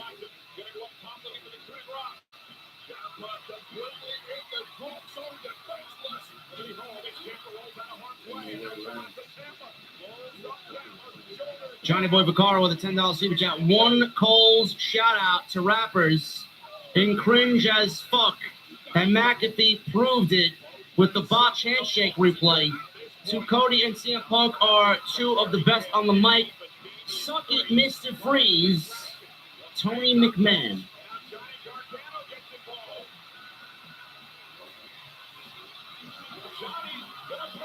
Thank you, Johnny. Cody and CM Punk in the main event of WrestleMania might give Tony Khan a heart attack.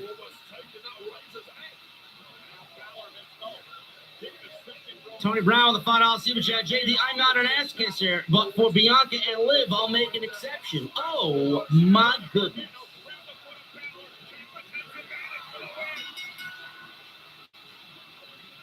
I hear you, Tony.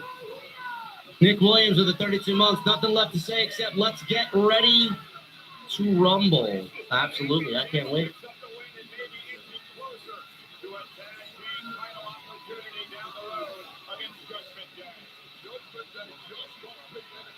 Hardcore Kevin with the $5 super chat. Yo, JD, I was wondering if you would ever add a JD plushie to your merch so everyone around the world can have a JD to sleep with at night. It's a good idea, Hardcore Kevin. I just don't want the men sleeping with the JD plushie. The women, sure. The men, a little bizarre.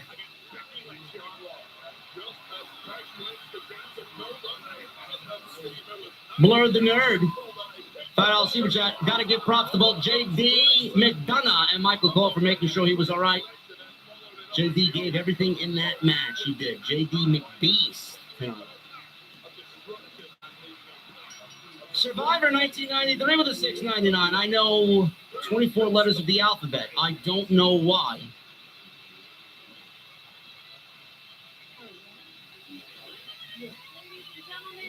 You know, we got a lot of cosplay comedians in the chat. I thought that was Sidro's job.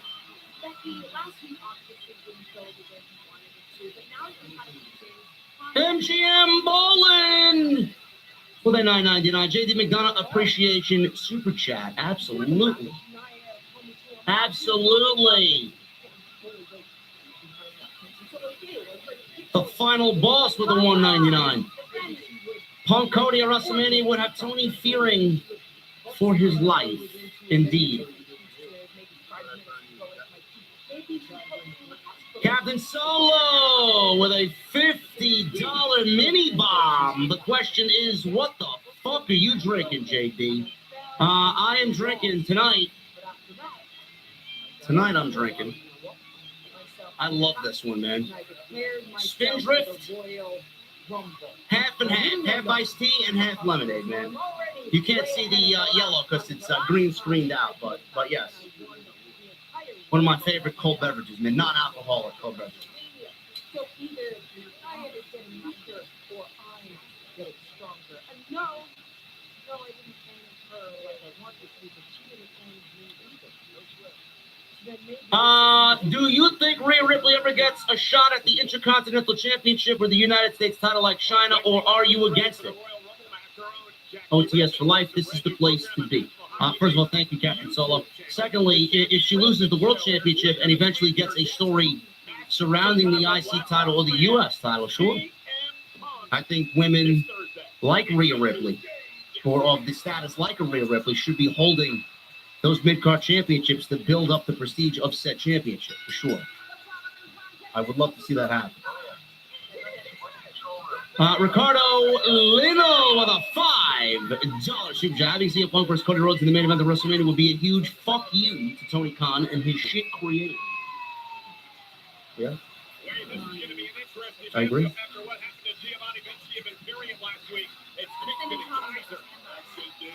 Jeff with a $10 super chat. Let's get that gear, JD. Love the show tonight. And hype for the Rumble. JD the GOAT. Thank you, Jeff. Appreciate you very much. I got to tally all these entries tonight, man. We're going to do more entries tomorrow night. You got to show up for the Solid Monster, bro. You got to show up for the Solid Monster. You guys can't be skinned for tomorrow night, okay? It's the last TNT for January. You got to show up big.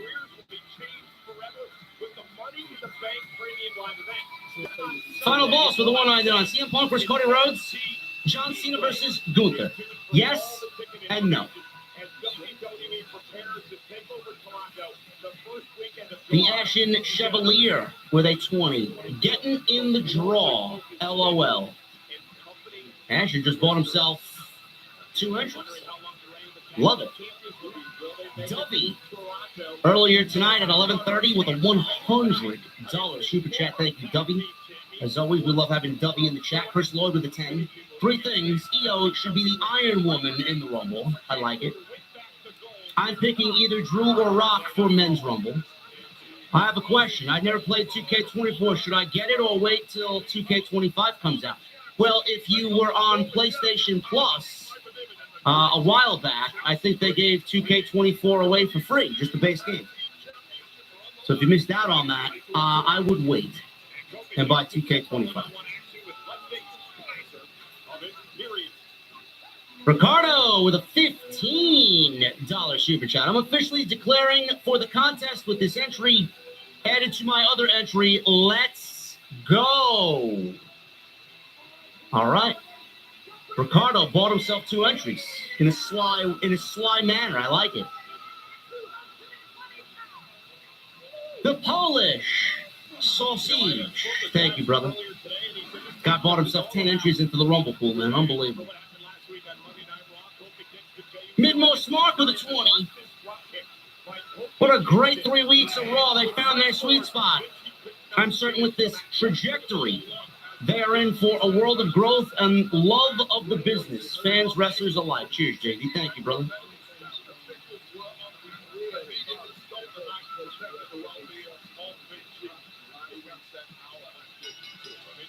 Cedro with a $5 super chat. What goes in hard and dry but comes out wet and soft? Gum. I completely thought that was going somewhere else, but that's more of a me problem than anything else. And wife asks me to pass her lip balm.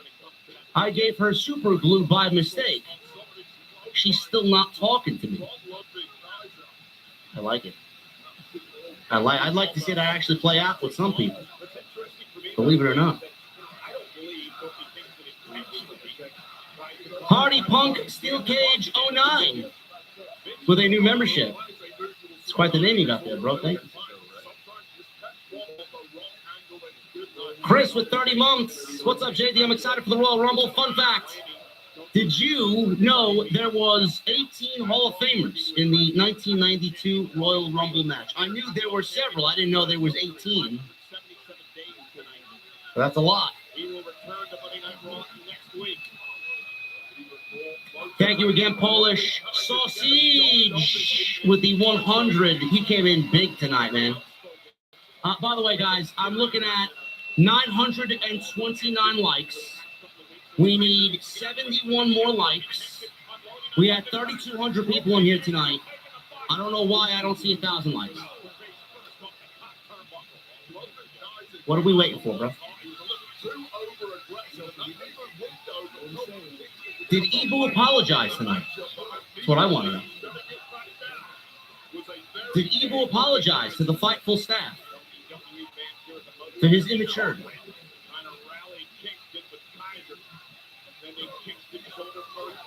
Is Sapp keeping him on Mondays? I would let Ibu stay on Mondays.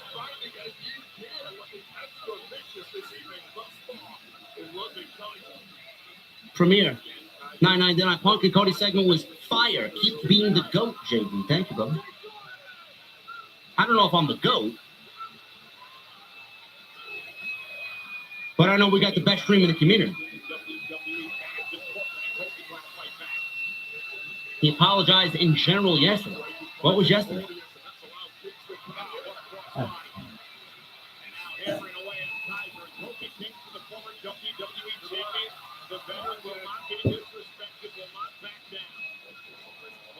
Andrew Brown with the 199, no message. But Watson with 32 months. What's up, JD? I'm putting my money on Punk to win the Rumble. LFG, cheers, bruh. Thank you, Watson.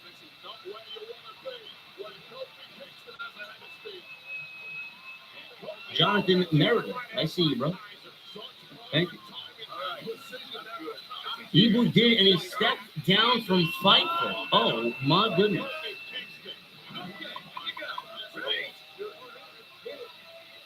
So we got a couple of cancellations this year already, huh? That fucking loser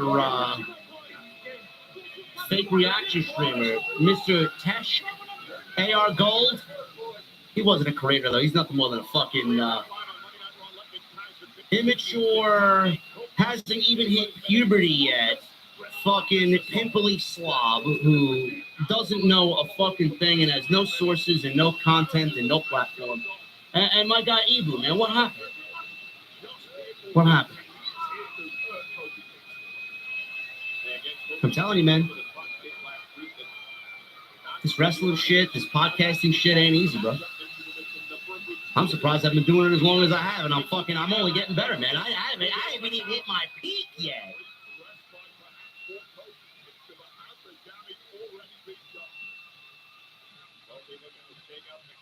Taylor Dowell with a 499. Really disappointed with the Roman's no-show. I feel like we were lied to when he made the announcement to address the world on the 27th after the solo win.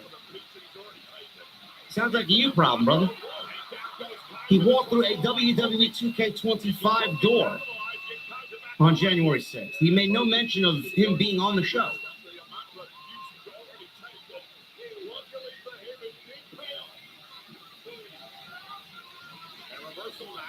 Captain Solo and $5 Super Chat. Like him or hate him, Logan Paul is great at what he does and is a natural for the business. Give this man his flowers. Just my 2 cents. The heat that he got tonight was beautiful. Beautiful heat. Jeff for the $50 Super Chat. The Russian Hammer is here for more entries in the Rumble. Drinks for everyone at the bar and a shot for JD of his choice. Gentleman Jack, please. Live your dedication to your coverage these past few nights, especially after doing a 3-hour show last night. Appreciate you, brother. It's been a long weekend. I did House of Glory on Saturday night with the Solid Monster, came home to watch Saturday night's main event, went live that same night for a review, and then did the 3-hour stream with Jesse on Sunday night at 11 p.m. I don't run away from the grind, brother. I don't run away from it. I only embrace it. I embrace it. Oso Vaughn with a 999. Logan versus Gunther. Mania. Logan gets upset win. Cena versus Logan at SummerSlam. John wins. Loses the title to Drew. And then Drew versus Breaker at Mania next year. Boom.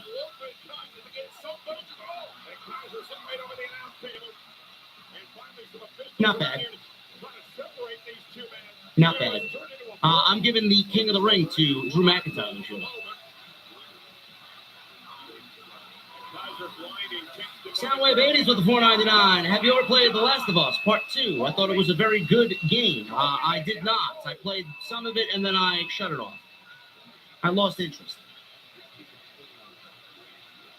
Best in the world, Matt, with a $10 super chat. CM Punk versus Cody at Mania, please, for the main event. Tony Khan may be a petty man, but Triple H is even more petty. He is. He hasn't forgotten all those things Tony Khan said about him years ago. Tony's fucked. There's nothing he could do or say that's going to change anything. Triple H legitimately hates Tony Khan. Not even a thought in his mind is about Tony Khan. Captain Solo at $5 super chat. A great man named Kurt Hennig once sang a song in WCW called "Rap is Crap." I remember.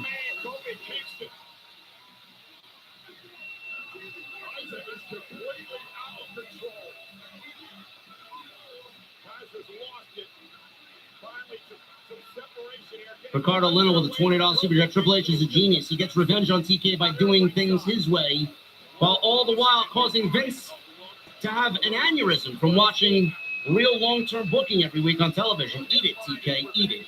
Vince McMahon. WWE is in its golden age.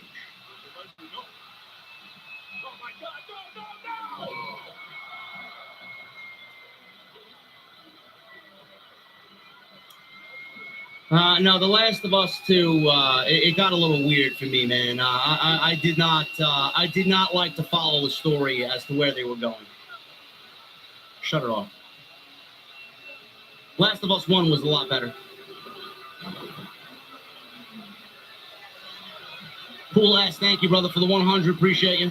Captain Solo at a 5. Cody, from one haluva kick, looked like he received 10 Roman Reigns spears. What the hell was in that man's boot? I don't know. Maybe Cody was drinking a little bit too much of that Wheatley vodka before it came out.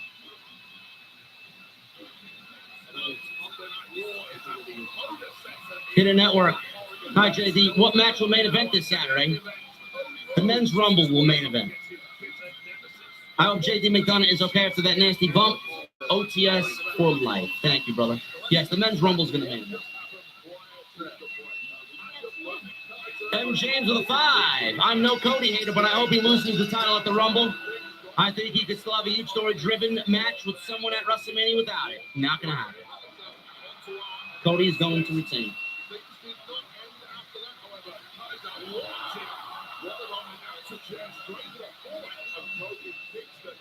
Mark Elaine with a 50. I don't know what currency that is, but thank you, brother. Advice for those who always fail in life: does it get better? Of course it gets better. Nobody lives dark days every day. There will be some dark days. There will be some good days. You are the master of your own destiny, bro. Basically, the 499 Orton comes back for the Rumble and wins it. Chooses to face Cody. KO interferes, causing Orton to win. Again, it is a possibility. We just have no fucking clue where they're going at all. Best in the world, Matt, with a $5 super chat. Cena wins Money in the Bank this year. Punk beats Cody at Mania. Let me put on another song. Cena wins Money in the Bank. I think that's going to happen. I think that's the way to go. Punk beats Cody at Mania. I could see it. Battle for 17 takes place at the end of the year. Cody versus Randy does not need a title. Ladies and gentlemen, last week on Monday Night Raw, she defeated Becky Lynch. She is now considered... Bobby Means with a $2 super chat. Io wins the Rumble and Flair wins the Chamber. I would be okay with that. Major with a $199. If you say Sammy KO at Mania, then who does Randy fight?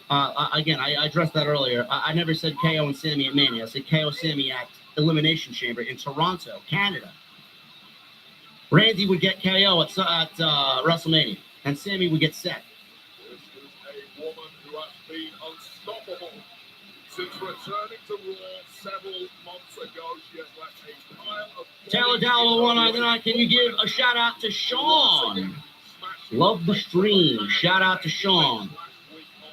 Thank you for watching, brother. Just one more in a long line of victims that the irresistible force, Nia Jax.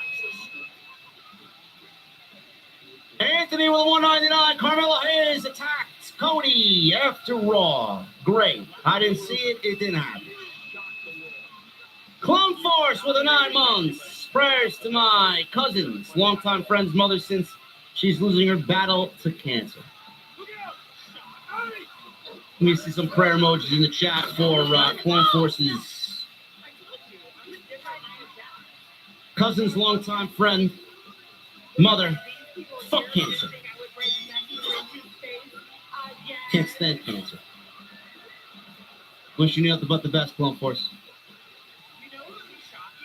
Major with a 199. Gunther versus Jay. At WrestleMania, Jay wins for the big moment. I mean, it's a possibility. They did mention it tonight. I mean, he could win the chamber and challenge Gunther at WrestleMania. I could see it. Listen, the losses do nothing to Jey Uso. Him losing to Gunther does nothing. He's still over as fuck. He's like bulletproof. MGM Ball with a 999. I was disappointed with how short-lived Enemies by Shinedown was as the Raw intro. That was a great song. That was a great theme. I enjoyed Papa Roach as well. To Be Loved, that was a great theme too. Nothing beats Anthrax though.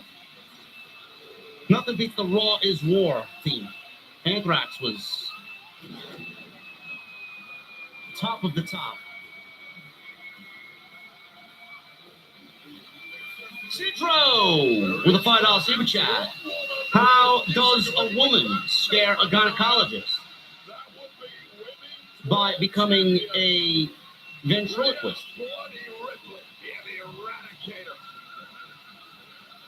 And what do you call a man who cries while he pleasures himself? A tear jerker.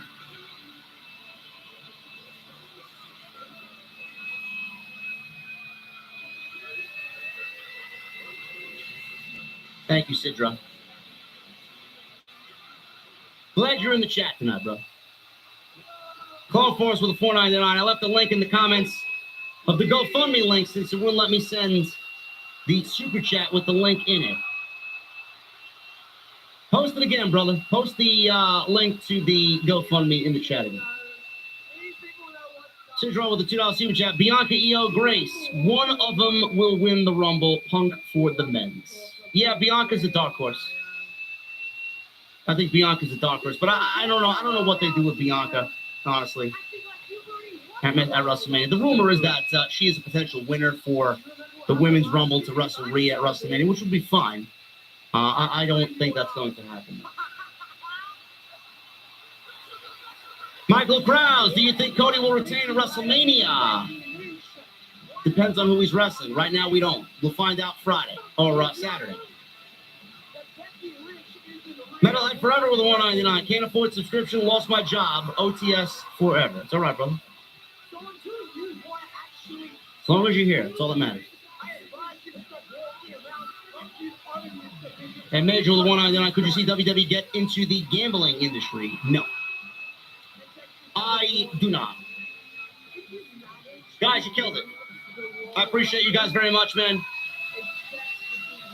We just hit 1,000 likes. Awesome. Great stream. Great energy. Great discussion. We are revving up the Mustang, the dark horse, and we are getting the hell out of here, man. I gotta head to Tuesday nights. Tomorrow night with the Saddle Monster, Tuesday Night Titans, right here on the channel. It's gonna be a big show. Royal Rumble episode of Tuesday Night Titans. Follow me on social media at JDPMY206, Twitter, Instagram, TikTok, and Cameo. Hit that subscribe button down below. Turn on the bell for all notifications. Make sure you guys go check out all the content on this channel, even the second channel. We're about to 10,000 subs on the second channel. Leave me a comment. Continue to hit that thumbs up. And I will see you guys live tomorrow night with the Saddle Monster We got all your weekly wrestling news, Royal Rumble preview, Royal Rumble predictions. We'll talk a little Saturday night's main event. Tomorrow on Tuesday, Night Titans. On Off the Scripts. I'll see you guys later.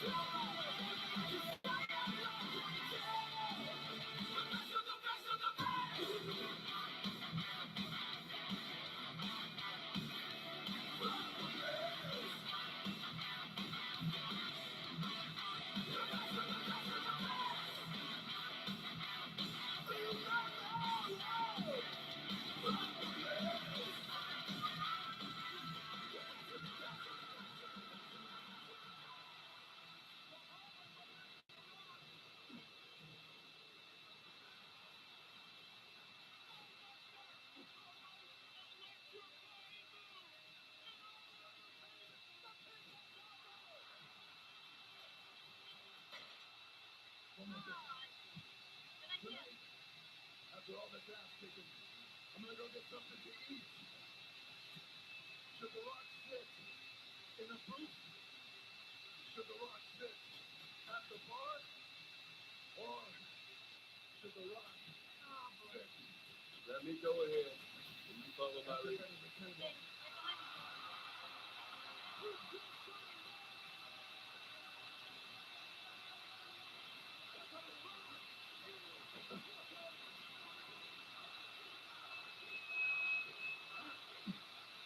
You know, Wade, the Rock shattering WWE social media records, 171 million plus views and counting over all the social media channels.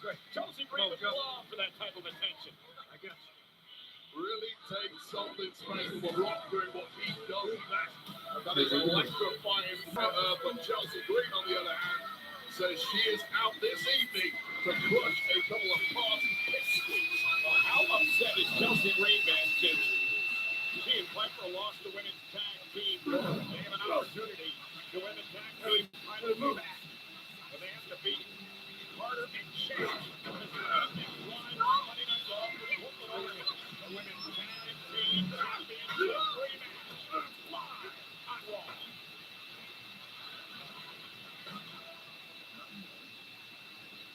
Ladies and gentlemen, welcome back to Monday Night Raw. Please join me in welcoming the American Nightmare, Cody Shifty Nakamura has been doing everything in his power to keep you from finishing your story. Is there anything you'd like to say before tonight's main event?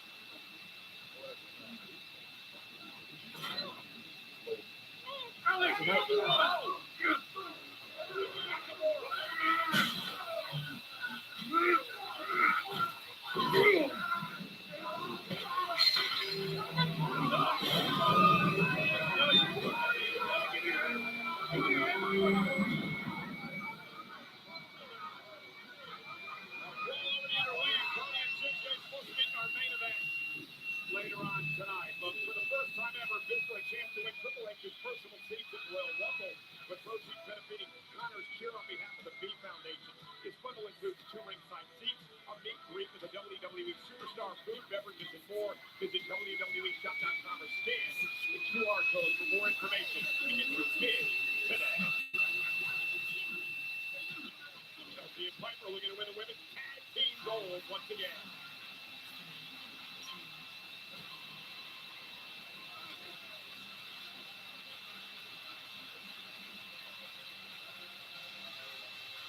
Of the Spunky Tag Team Champions.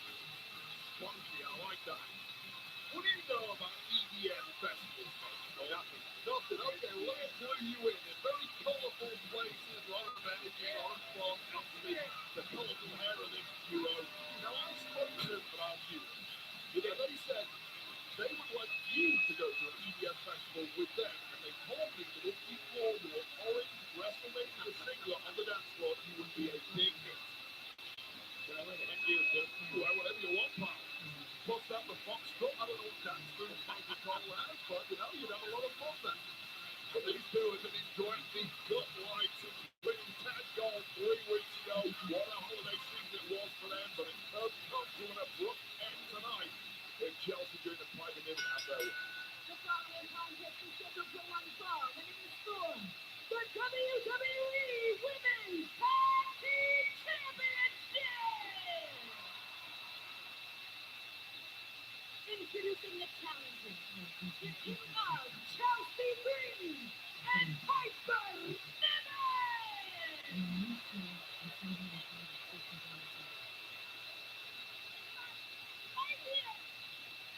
And their opponents, they are the WWE Women's Tag Team Champions, Hayden Carter and Katana Chance! So, Wayne, what do the challengers have to do to win the tag team titles back?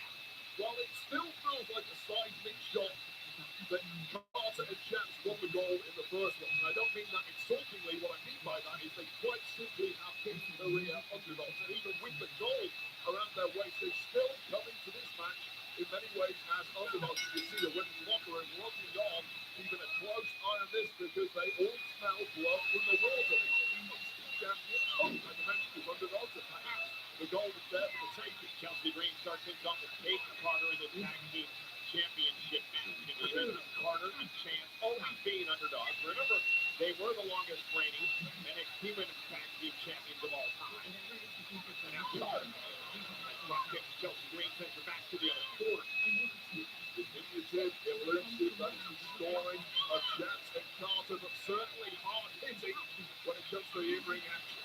What do they have to do to retain the gold? Here's the cover now by Chance. And a kick out by Chelsea Green. The story of their success has been that innovative offense of theirs. It's so hard to scout them, it's so hard to plan for them, to counter against what they can do, because quite simply, Roll up by Carter, kick out by Green. Carter and Chance have a level of acrobatic ability that we haven't seen in the women's division before then. Carter and Chance, and Piper Niven now comes in nice front toe hold. Niven off the second rope.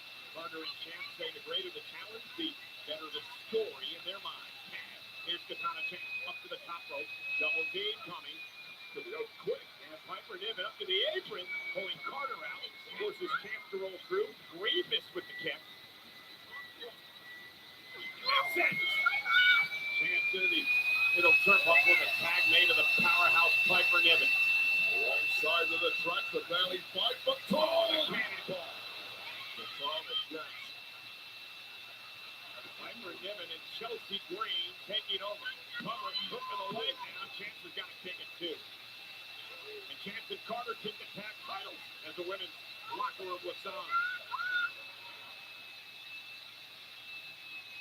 And we are back live on Monday Night Raw. This is for the women's tag team titles. Piper Niven and Chelsea Green looking to win the gold back. Up to Katana Chance and Hayden Carter. Things were starting to look quick for Katana Chance, who has been at the boots of Chelsea Green and Piper Niven for the past few minutes, but she may have just about a disaster. Yeah, Green now the legal competitor making the tag title. Chance for making the tag to Carter. Chance creates space. And Major Hayden Carter. With the Spitfire overall, Hayden Carter, one of the fastest moving women in the locker room. And Hayden Carter taking the fight to both of her opponents. But a high flying attack. Smash mouth attitude. Cover to retain. Kick out by Green at 2. Very proud champion. Carter and Chance. Kick to the face of Chelsea Green is in trouble. Carter getting the WWE fans fired up. Nice leg drop. Cover to retain. Green at 2. Carter, well schooled in the art of lucha libre after training in Mexico earlier in her career, knows the elusive nature of that game is the key to success. Looking pretty good right now. Chelsea Green is nicknamed tag team champions, the Twinkle Twins. Yeah, here's a prediction for you. If Green and Niven don't win tonight, that tag team is going to explode. The only thing that sweetens the deal for Niven is the taste of gold. Chance back up to the apron now. Piper Niven knocked down by Chance. Headbutt by Chelsea Green. This chaos is exactly where Green and Niven tend to thrive. But right now it's Chance and Carter controlling the pace. Tag made by Chance. This could get ugly for Chelsea Green. What's Chance gonna do? Wow! What a hurricanrana! Cover by Chance. Dante. Kick out at two by Green.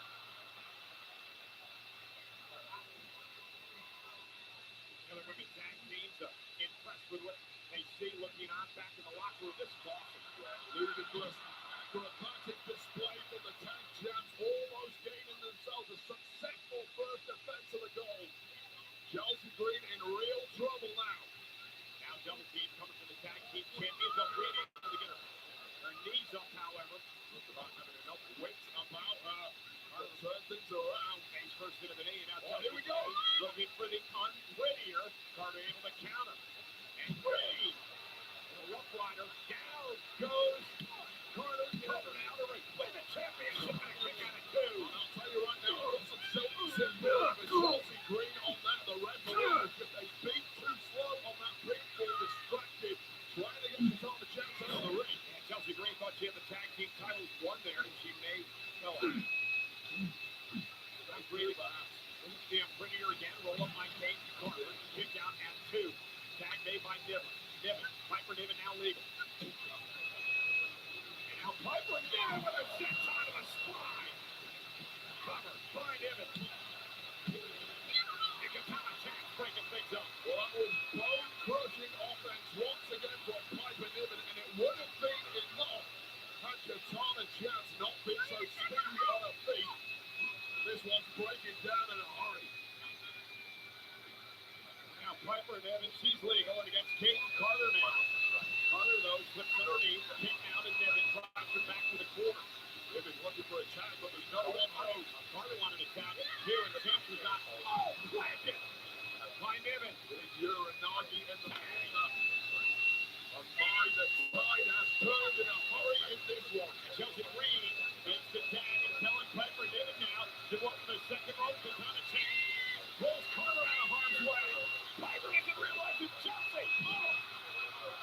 The big Vader bomb to her own partner. An absolute disaster for the former women's tag team champions. Piper Niven can't believe it. Katana Chance now. Top rope. Oh! Elevated left blow and connects to Niven. Leaving Chelsea Green all alone in the ring. Now the tag made and Chance can go up to the top rope. Aided by Kaden Carter. The keg stand. Carter and Chance with me. Here are your winners! And still, the WWE Women's Tag Team Champions, Kaden Carter and Katana Chance! Wait, a little miscommunication with Niven and Chelsea Green here, and it allowed Chance and Carter to retain. For Green and Niven tried to take a page out of the playbook of Carter and Jackson. It could not have gone worse for them.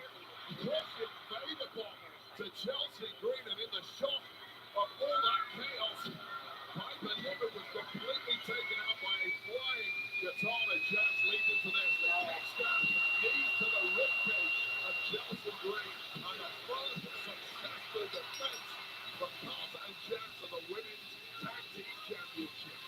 Carter and Chance claim they're going to be the tag team champs for a long time. If they keep this up, they may make that prediction come true. Ladies and gentlemen, to tell you right now, we have breaking news at this moment because of the brawl just a bit ago between Shinsuke Nakamura and Cody Rhodes. The main event match tonight has now become a street fight between Rhodes and Nakamura. Anything goes. There are no rules. You only win via pinfall or submission. This is going to be a good one later on tonight. That may well be a video nasty. There is some poison, there is some toxicity between these two, and so there is So now a main event later on tonight. So we're going to switch gears now, and I simply find me up some video footage of why R-Truth believes he is actually a member of the Judgment Day. Just check this out.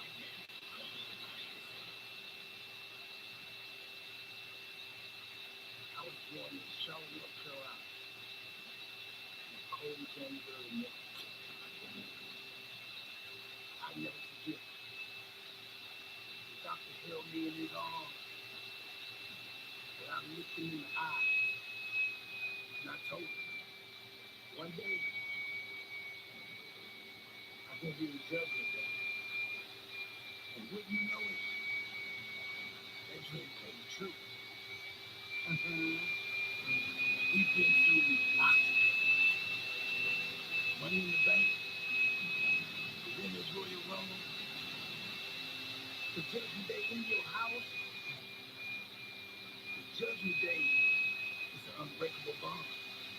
For the last time, you are not in the Judgment Day. Sure, we may argue from time to time. I'm not in the judgment day if I lose this match tonight, but you're not in if you lose either.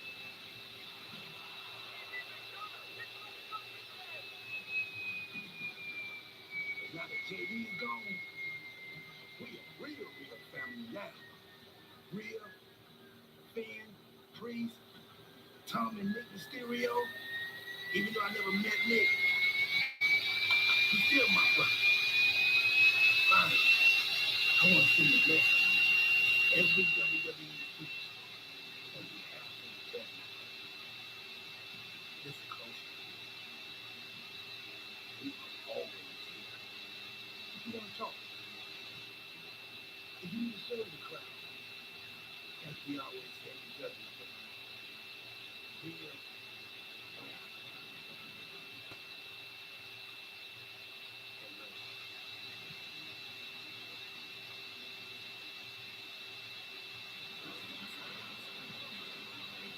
Well, ladies and gentlemen, still to come tonight, speaking of the Judgment Day, and calm it down. Anyway, it's Katie McDonough versus The Miz, one-on-one tonight. Dominic Mysterio behind her. I still can't figure out what we just saw.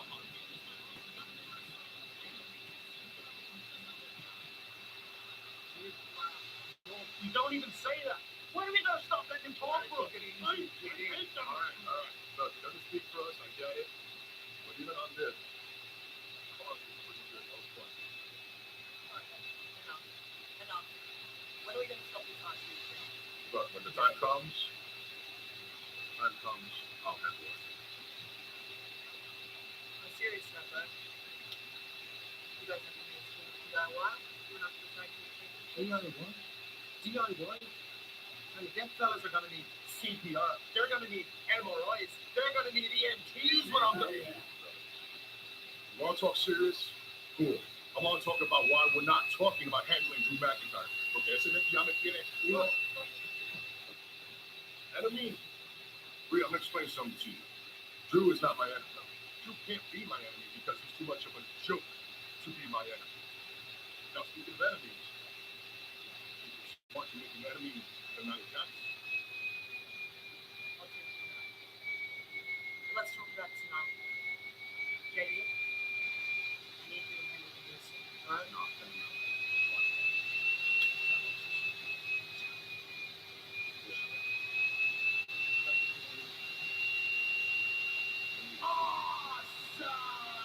Bernie Chapman and J.D. McDonough here tonight.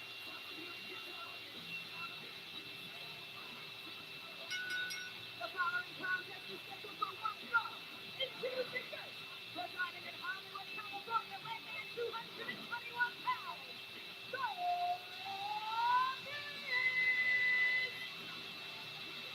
Well, the A-lister lets the keep his winning ways going in 2024 because coming up next week, he takes on J.D. McDonough of the Judgment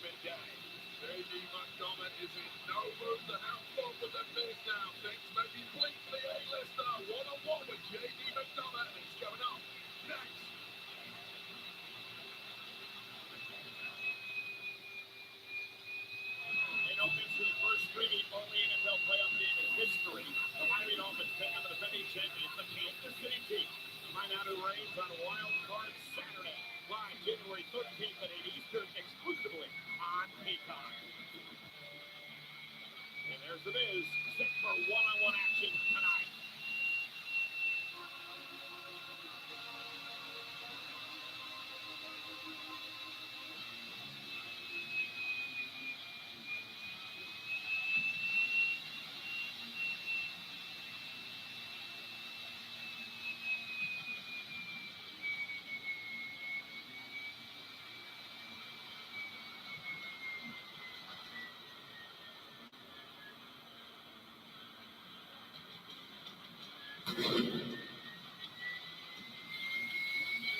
And his opponent, accompanied to the ring by Dominic Mysterio, representing the Judgment Day, JD McDonough! Yes, Wade, it's Dominic Mysterio, not Dominic, who our crew seems to believe is in Judgment Day. I thought Rey Mysterio had a couple more sons who could be a deadbeat dad to, but perhaps I was wrong. JD McDonough versus The Miz here tonight. Remember the tag team matchup last week? The Awesome Truth, Big and Truth, took down Dominic and JD McDonough. Damn, McDonough told Truth, prove yourself the Judgment Day. Knock out your own partner instead. Truth knocked out McDonough, allowing Miz to hit the skull-crushing finale. It's been a disastrous few weeks in general for the Judgment Day. Of course, Finn Balor lost to Ciampa earlier this evening. Last week, Damian Priest botched another attempted cash-in of the Money in the Bank contract thanks to Drew McIntyre. And Dominic Mysterio, of course, several weeks ago lost the NXT North American Championship. And not to mention that Rhea Ripley now has an issue with Nia Jax. Was never off the Well, look who's alive. Somewhere, our truth somehow showed up and look at, he added his name to the Judgment Day t-shirt. Now Miz trying to take advantage. For those keeping score, our Ultron is absolutely not a part of the Judgment Day. How would you know that? He has never been a part of the Judgment Day, and he never will be a part of the Judgment Day. Now, how do you know that?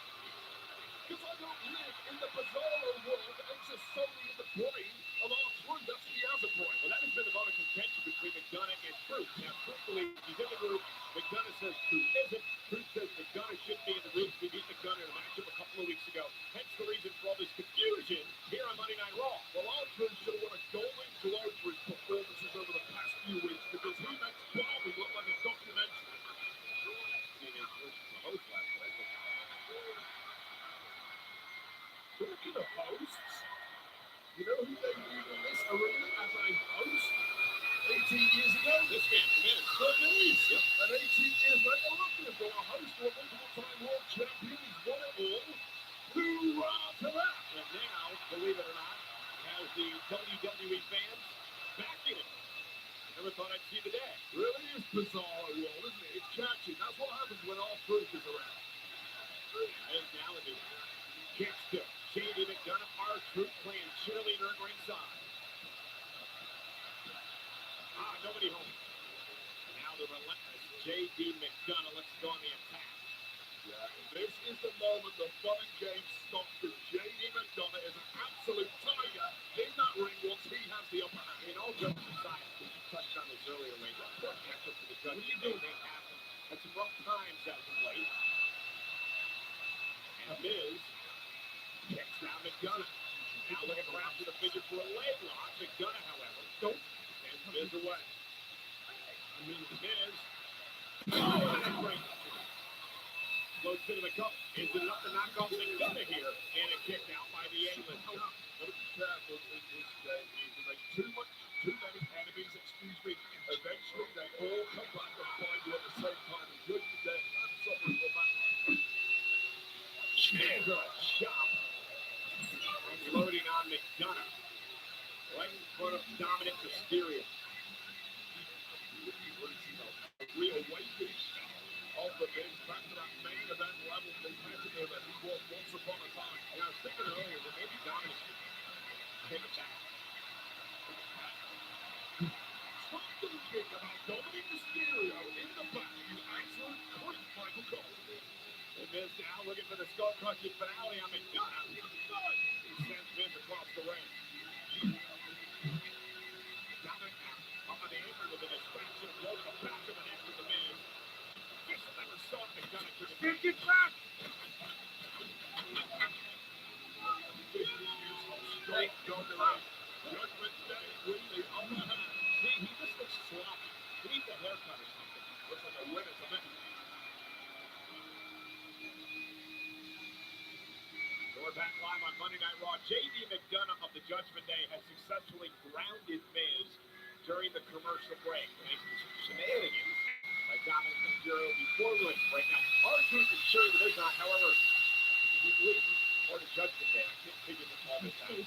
I think he was starting his Judgment Day chant, but whatever adrenaline that pumped him in the arena, it helped Miz out. Well, R-Truth is the ultimate Trojan horse. But isn't R-Truth out here to support Miz, right? But I don't think he knows what he's doing. I think that's where R-Truth's head at. well, he's had his name to the Judgment Day t-shirt, that is for sure. Now McDonough with the slippery Miz, able to cause the separation. Well, just add yourself to a group. You can do that, I'd add myself to the bloodline. Don't get any ideas. On like this. McDonough with that corkscrew over the top rope. Cover now, looking away. On Miz, and a kick out. He tried to number 3 here, didn't quite work out. The woman, the wrestling rope. Have a look at this.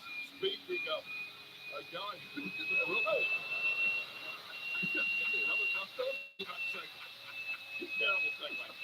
Well, we get the point, right? Yeah, you get the point. All right, but that was the incredible, otherworldly athleticism of J.D. McDonough. Yeah, McDonough now very confident and commanding. Methodical in his approach. Miz now tries to fight back the southpaw. Down goes McDonough, and out Miz was trying to build momentum, and McDonough caught him with that step up into Gary. A blink of an eye counter that was from the reflex master, J.D. McDonough. His suplex flows into the cover, forces Miz to kick out at 2. There's always a step in that ring once you get to the back. I'm so confused. R-Truth just said he was cheering for McDonough, and I thought they didn't like each other. Well, I thought R-Truth thought J.D. McDonough was no longer in the Judgment Day. Right, But he lost the loser, leaves the Judgment Day match. but now he's cheering for McDonough, and he's too crazy. You know what? Sometimes in life you just have to live, lack of love, as it's called. I think that's what my boys do, is that right? According to R-Truth, anyway, but it's the reality. Now McDonough Miz changes blows middle of the ring. Miz out, trying to gain the upper hand. And here comes Miz. With a size advantage over J.D. McDonough, throwing that heavy leather in the corner. Now Miz, and that running clothesline, vintage Miz there. J.D. McDonough knows he's in there with a former world champion now. He slides underneath. Stacking McDonough up, kick out at 2.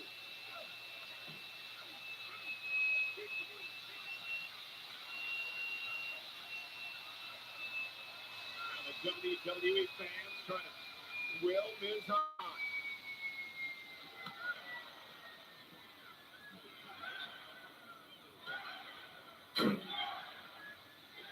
Miz calls him the injects. This is the 8 of J.D. McDonough.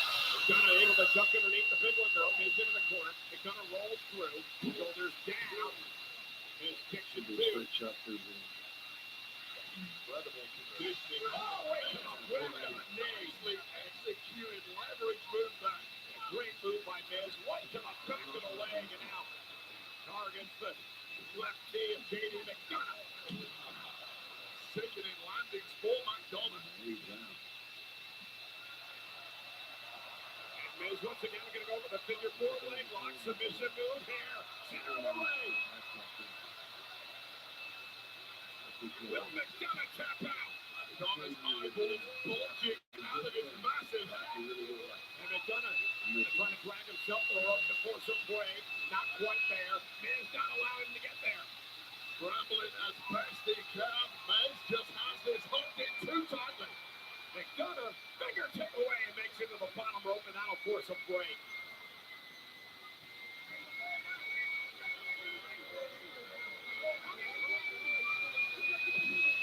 Jonah hanging this up on the top rope, and however, it kicks from the bit.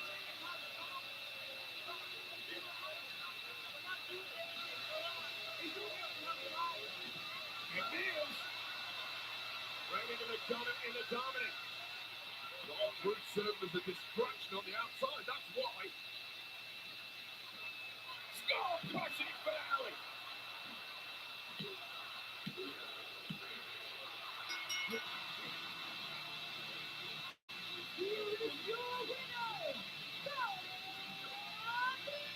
So, I'm not quite sure how you can blame R-Truth for that. Whatsoever with intent, I think, is a crime that R-Truth just committed. Once again, Jeremy McDonald attempting to recover on the outside. R-Truth looming large in the background, allowing Miz to capitalize and hit the skull-crushing finale. At which point it's done. And again, I'm so confused because R-Truth is now in the ring celebrating with Miz when he was talking to Dominic earlier, cheering McDonough on. I don't think Truth has any clue what he's up to. Is Miz in judgment like that? Okay. This can't keep happening. Oh, you're right, sis. It can't keep happening. I'm going to go to this about our plans next week. You let the boys know when they get back. Okay. It's gotta end. Bad days for the Judgment Day, where there is the fighting World Heavyweight Champion. Last week he took out Drew McIntyre. What's next for Seth Rollins? He's here, live, next on Raw. The most electrifying man in all of entertainment returned to Monday Night Raw on day one last week and sent not only the sold-out crowd in attendance, but WWE fans around the world into a frenzy. The Rock's surprise appearance garnered headlines around the world. Indeed, a goosebumps-inducing moment that shocked everyone. The WWE Universe indeed smelled what The Rock was cooking. And the People's Champion also set a WWE social media record. Over 171 million views and counting across all social media platforms. What a moment for the Brahma Bull and the WWE fans.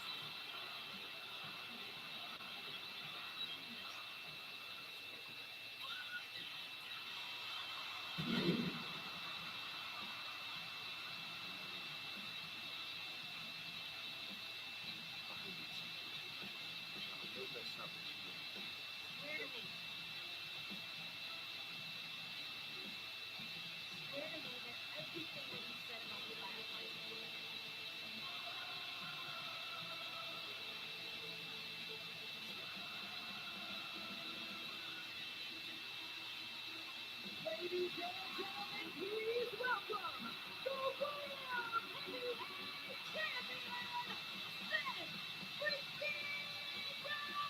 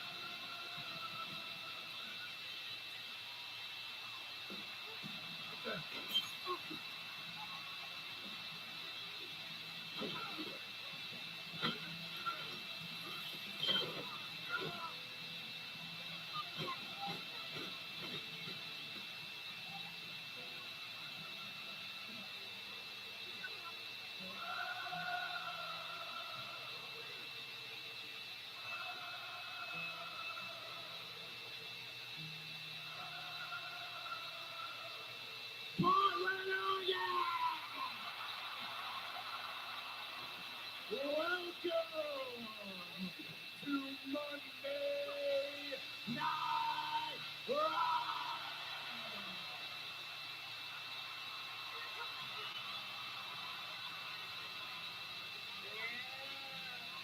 I am a visionary. I am a revolutionary. I am your world heavyweight champion, Seth Rip City, we have done it again, man.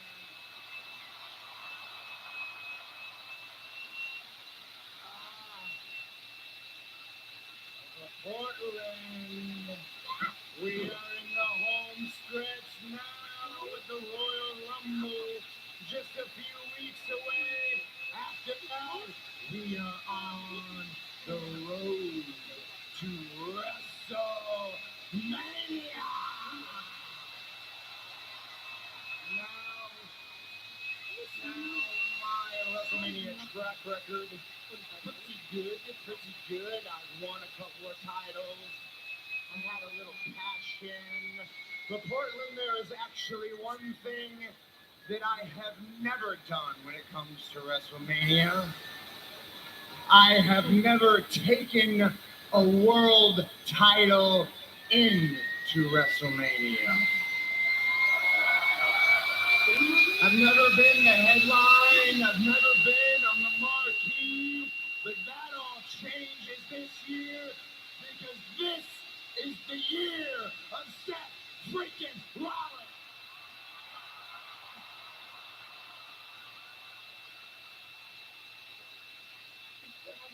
I worked too hard.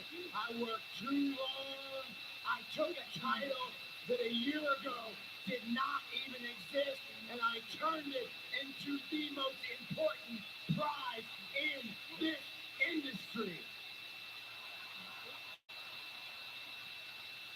And I did it the way I said I was going to do it. I was going to be a fighting champion, and I was going to be a workhorse champion.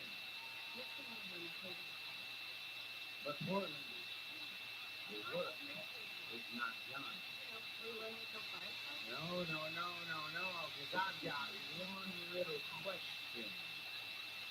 Who am I going to beat at the grandest stage of them all?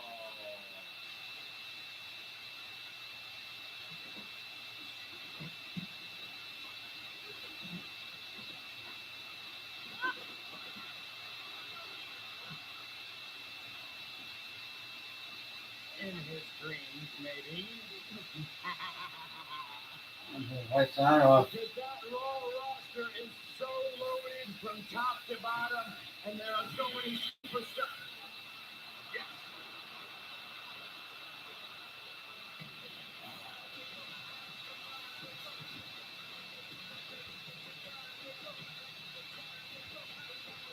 Well, that was Jinder Mahal, a former WWE champion who, of course, was here on Monday Night Raw Day 1 last week and had a run-in with The Rock.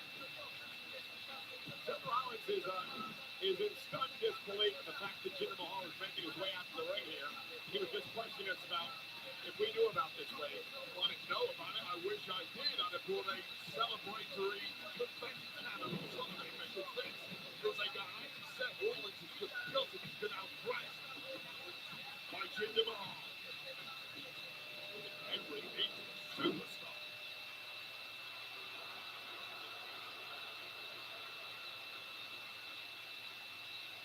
Of course you're out here singing your own praises. Ladies and gentlemen, the revolutionary, the visionary. How is it that last week, within 5 minutes, I was more of a revolutionary than you've been in the past 5 years you've been calling yourself that?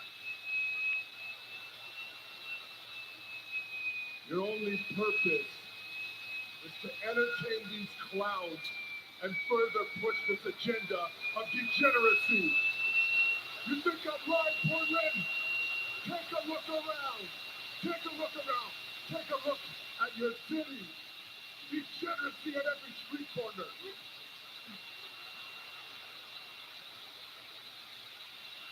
Am I lying? The world heavyweight champion, the man with the platform. Yet you instill no change, you speak no truth. You sing, you dance, you dress up. You bring no value.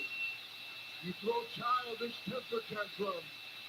When things don't go your way, when the show goes off the air. But I digress. You pride yourself as a workhorse, a man who provides opportunity, except to a tenured, decorated, deserving former WWE champion.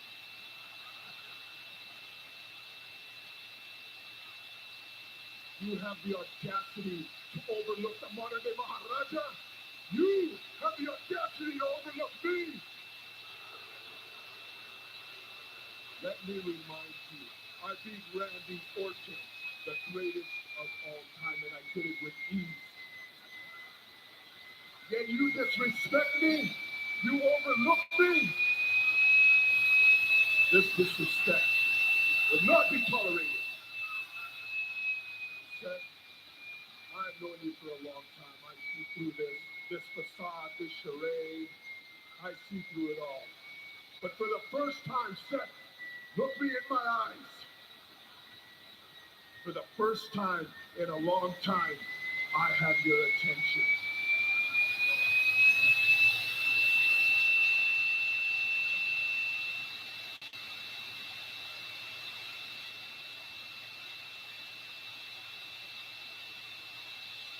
Jinder, I may say something that might surprise you right now, but you're right. You're right. We have been overlooking you.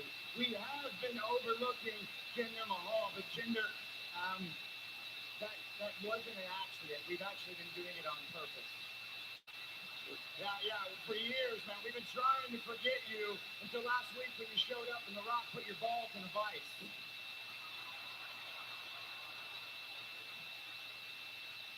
But here's the thing, Jinder. I gotta admit, guys, I admire the fact that after The Rock fried him last week, he showed back up. He stood back up. He got back up. I appreciate that. I respect that. What I don't respect is you coming out here and ruining our party and getting in my face.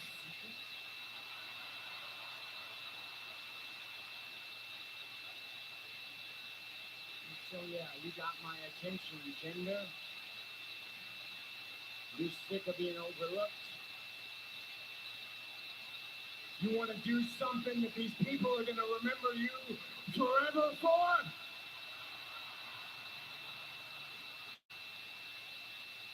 Take a swing, Jinder. Take a swing, Jinder. Come on, Jinder. Take a swing. Come on, I'm right here. Do it. Swing on me, Jinder. Swing.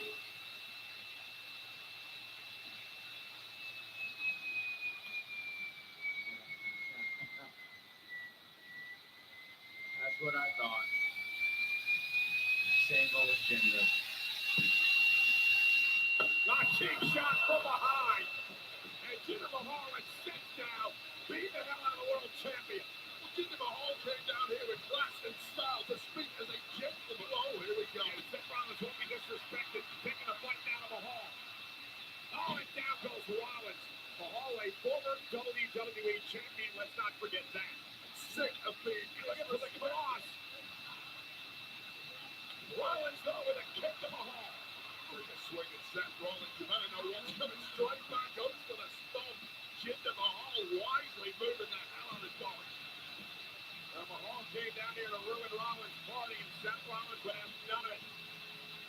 The World Heavyweight Champion standing tall here tonight on Monday Night Raw. Well, someone that Seth Rollins knows very well, none other than the king of strong style, Shinsuke Nakamura, who can take you out mentally as well as physically, one of the best strikers ever tonight. No rules. He's in a street fight with the American Nightmare, Cody Rhodes.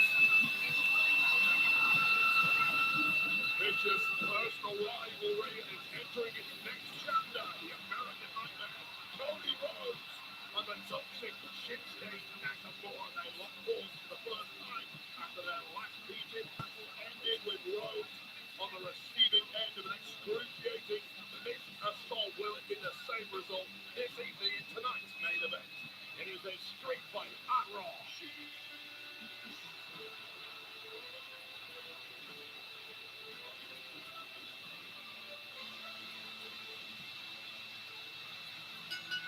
The following contest is scheduled for one fall.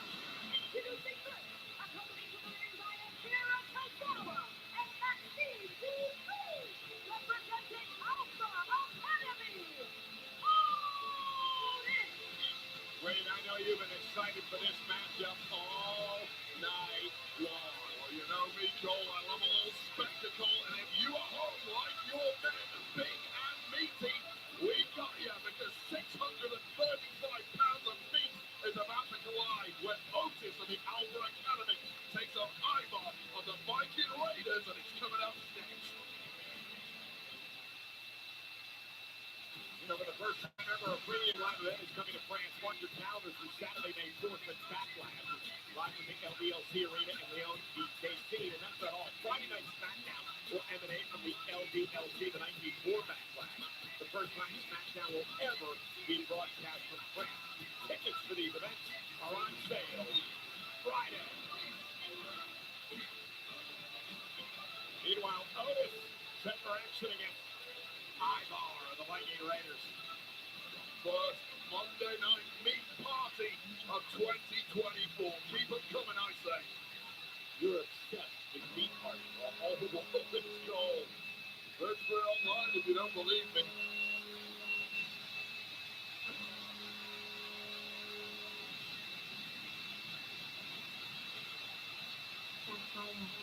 Is cute.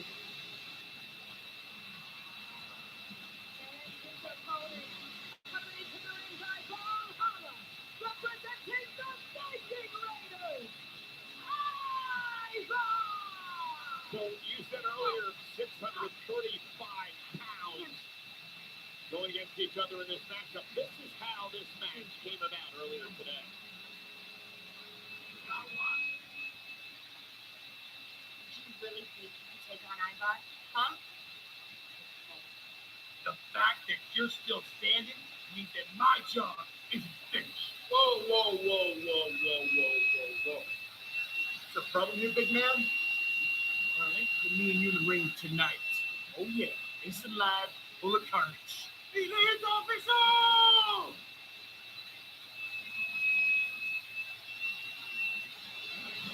That was interesting. So Tozawa has a death wish. We've learned that. And now Otis is going to take up for Tozawa in this matchup against Ivar of the Viking Raiders. Tozawa, for some reason, continues to get into Ivar's face. Has he not learned his lesson? He's got a bit of the truth syndrome about him, as Tozawa is the case that he kind of is completely divorced from reality. You can take on some of the biggest and baddest superstars, such as Ivar. Tozawa is actually in the Alpha Academy, not intending to be.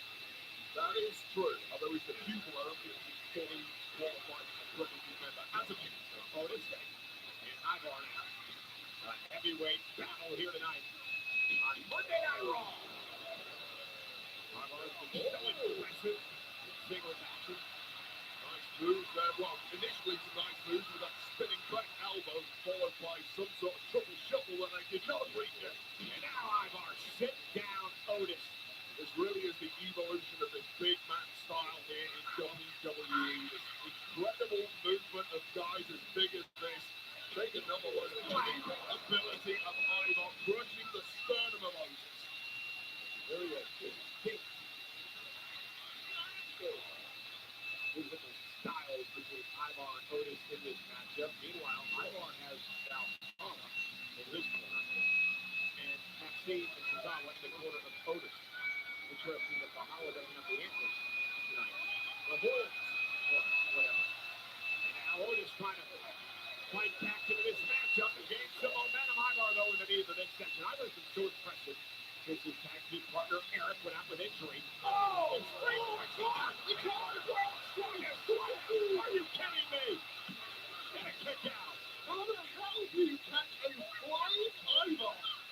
Take another look at this. In a million years, I didn't think that would be possible. Wow, that actually caused you to lose your voice tonight. I mean, inhaling helium like Michael Cole in the advert, right? And Otis now second row. Ivar quickly made it back to his feet. Now delivers the right hand to the spine. Well, anything you can do, I can do better, pal. A 330-pounder up high. Ivar now marching across the way with a sit-down power bomb.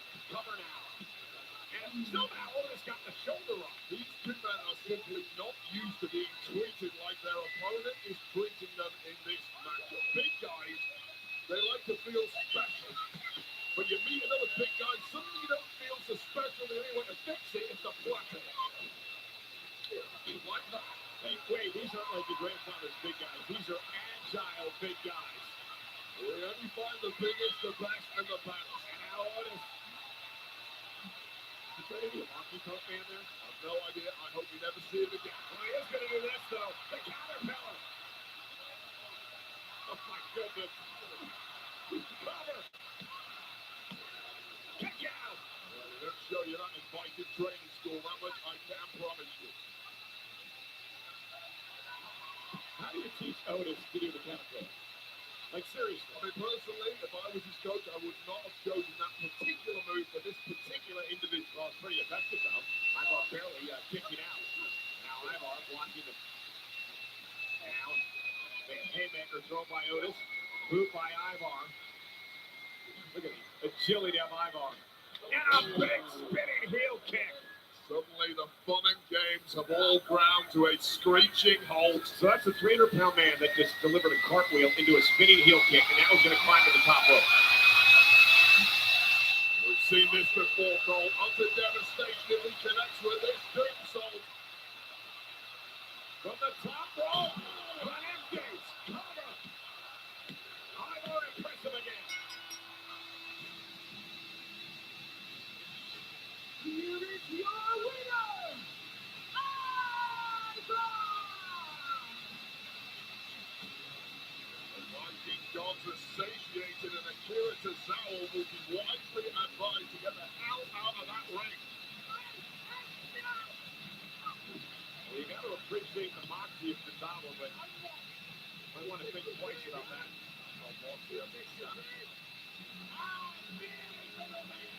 You are big, Ivar. Real big. Big, vicious.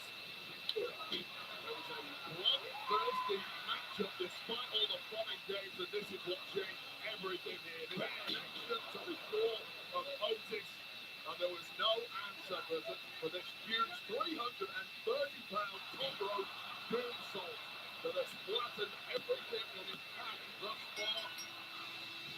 And Ivar is climbing the ranks in the singles division. You see the notice? You're just a little man.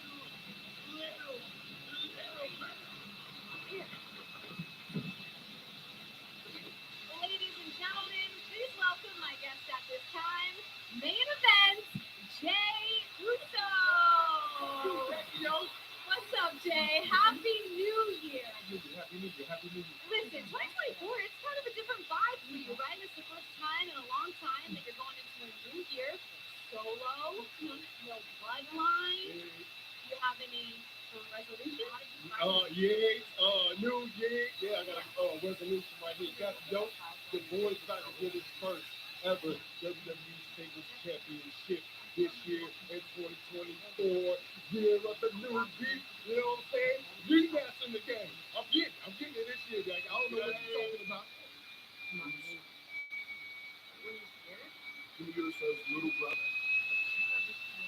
Look, you're not the only one with plans to become a champion in 2022. So my advice, please don't get in the way.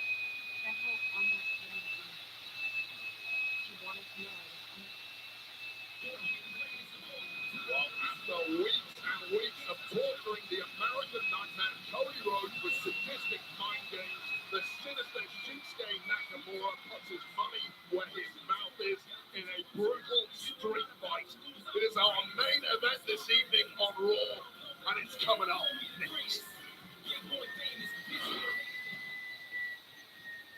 After what happened earlier tonight, it will take place next week. World Heavyweight Championship match. Jinder Mahal with an opportunity to win another world title, but he has to go after the workhorse champion, Seth Rollins. Rollins Mahal live next week on Raw in Little Rock.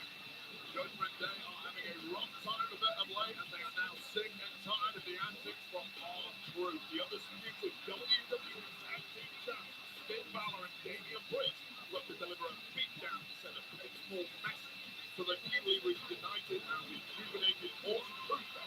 You know, DIY said they want a tag team championship match. Well, to earn that, they're going to have to at least get through Dirty Dominic Mysterio and JD McDonough of the Judgment Day. Tag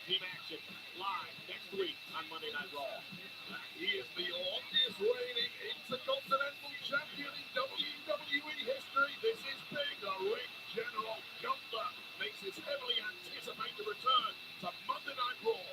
What's next in his historic reign? We are going to find out right here next week. Well, coming up next, our main event here on Monday Night Raw live in Portland, Oregon. It is now a street fight between the American Nightmare, Cody Rhodes, and Shinsuke Nakamura. This is how we got to this point tonight.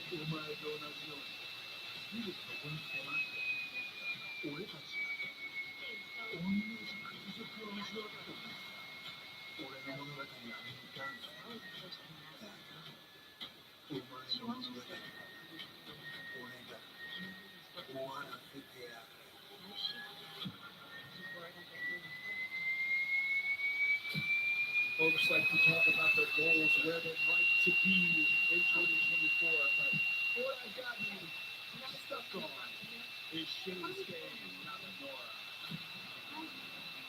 See, I'm not stuck on Shinsuke Nakamura because the things he said about my family. I'm not stuck on Shinsuke Nakamura because he tried to blind me with poison mist. I am stuck because this should be over. Just like Cody has been good. Cody just isn't going to get to write his own story. You think our stories are the same? It has never been part of my story to run from a fight. You keep saying that we're the same. Prove it.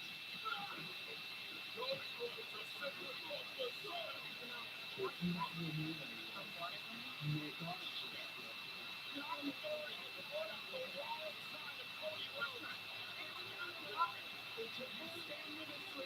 I don't rate you. I don't respect you.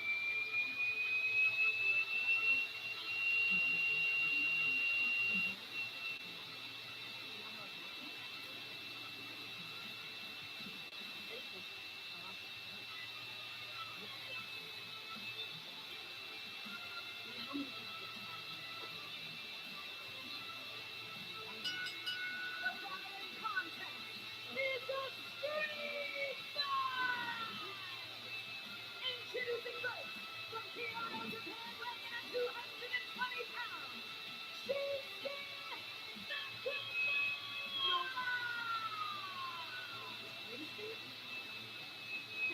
Tensions been boiled over, resulting in an epic rivalry that has delved into sheer chaos. Nakamura and Cody brawled in the back earlier tonight.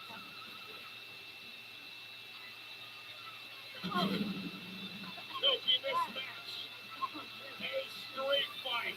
One of the most highly anticipated rematches in recent history. The American Nightmare, Cody Rhodes versus Shinsuke Nakamura. Anything goes in a street fight next live on Raw.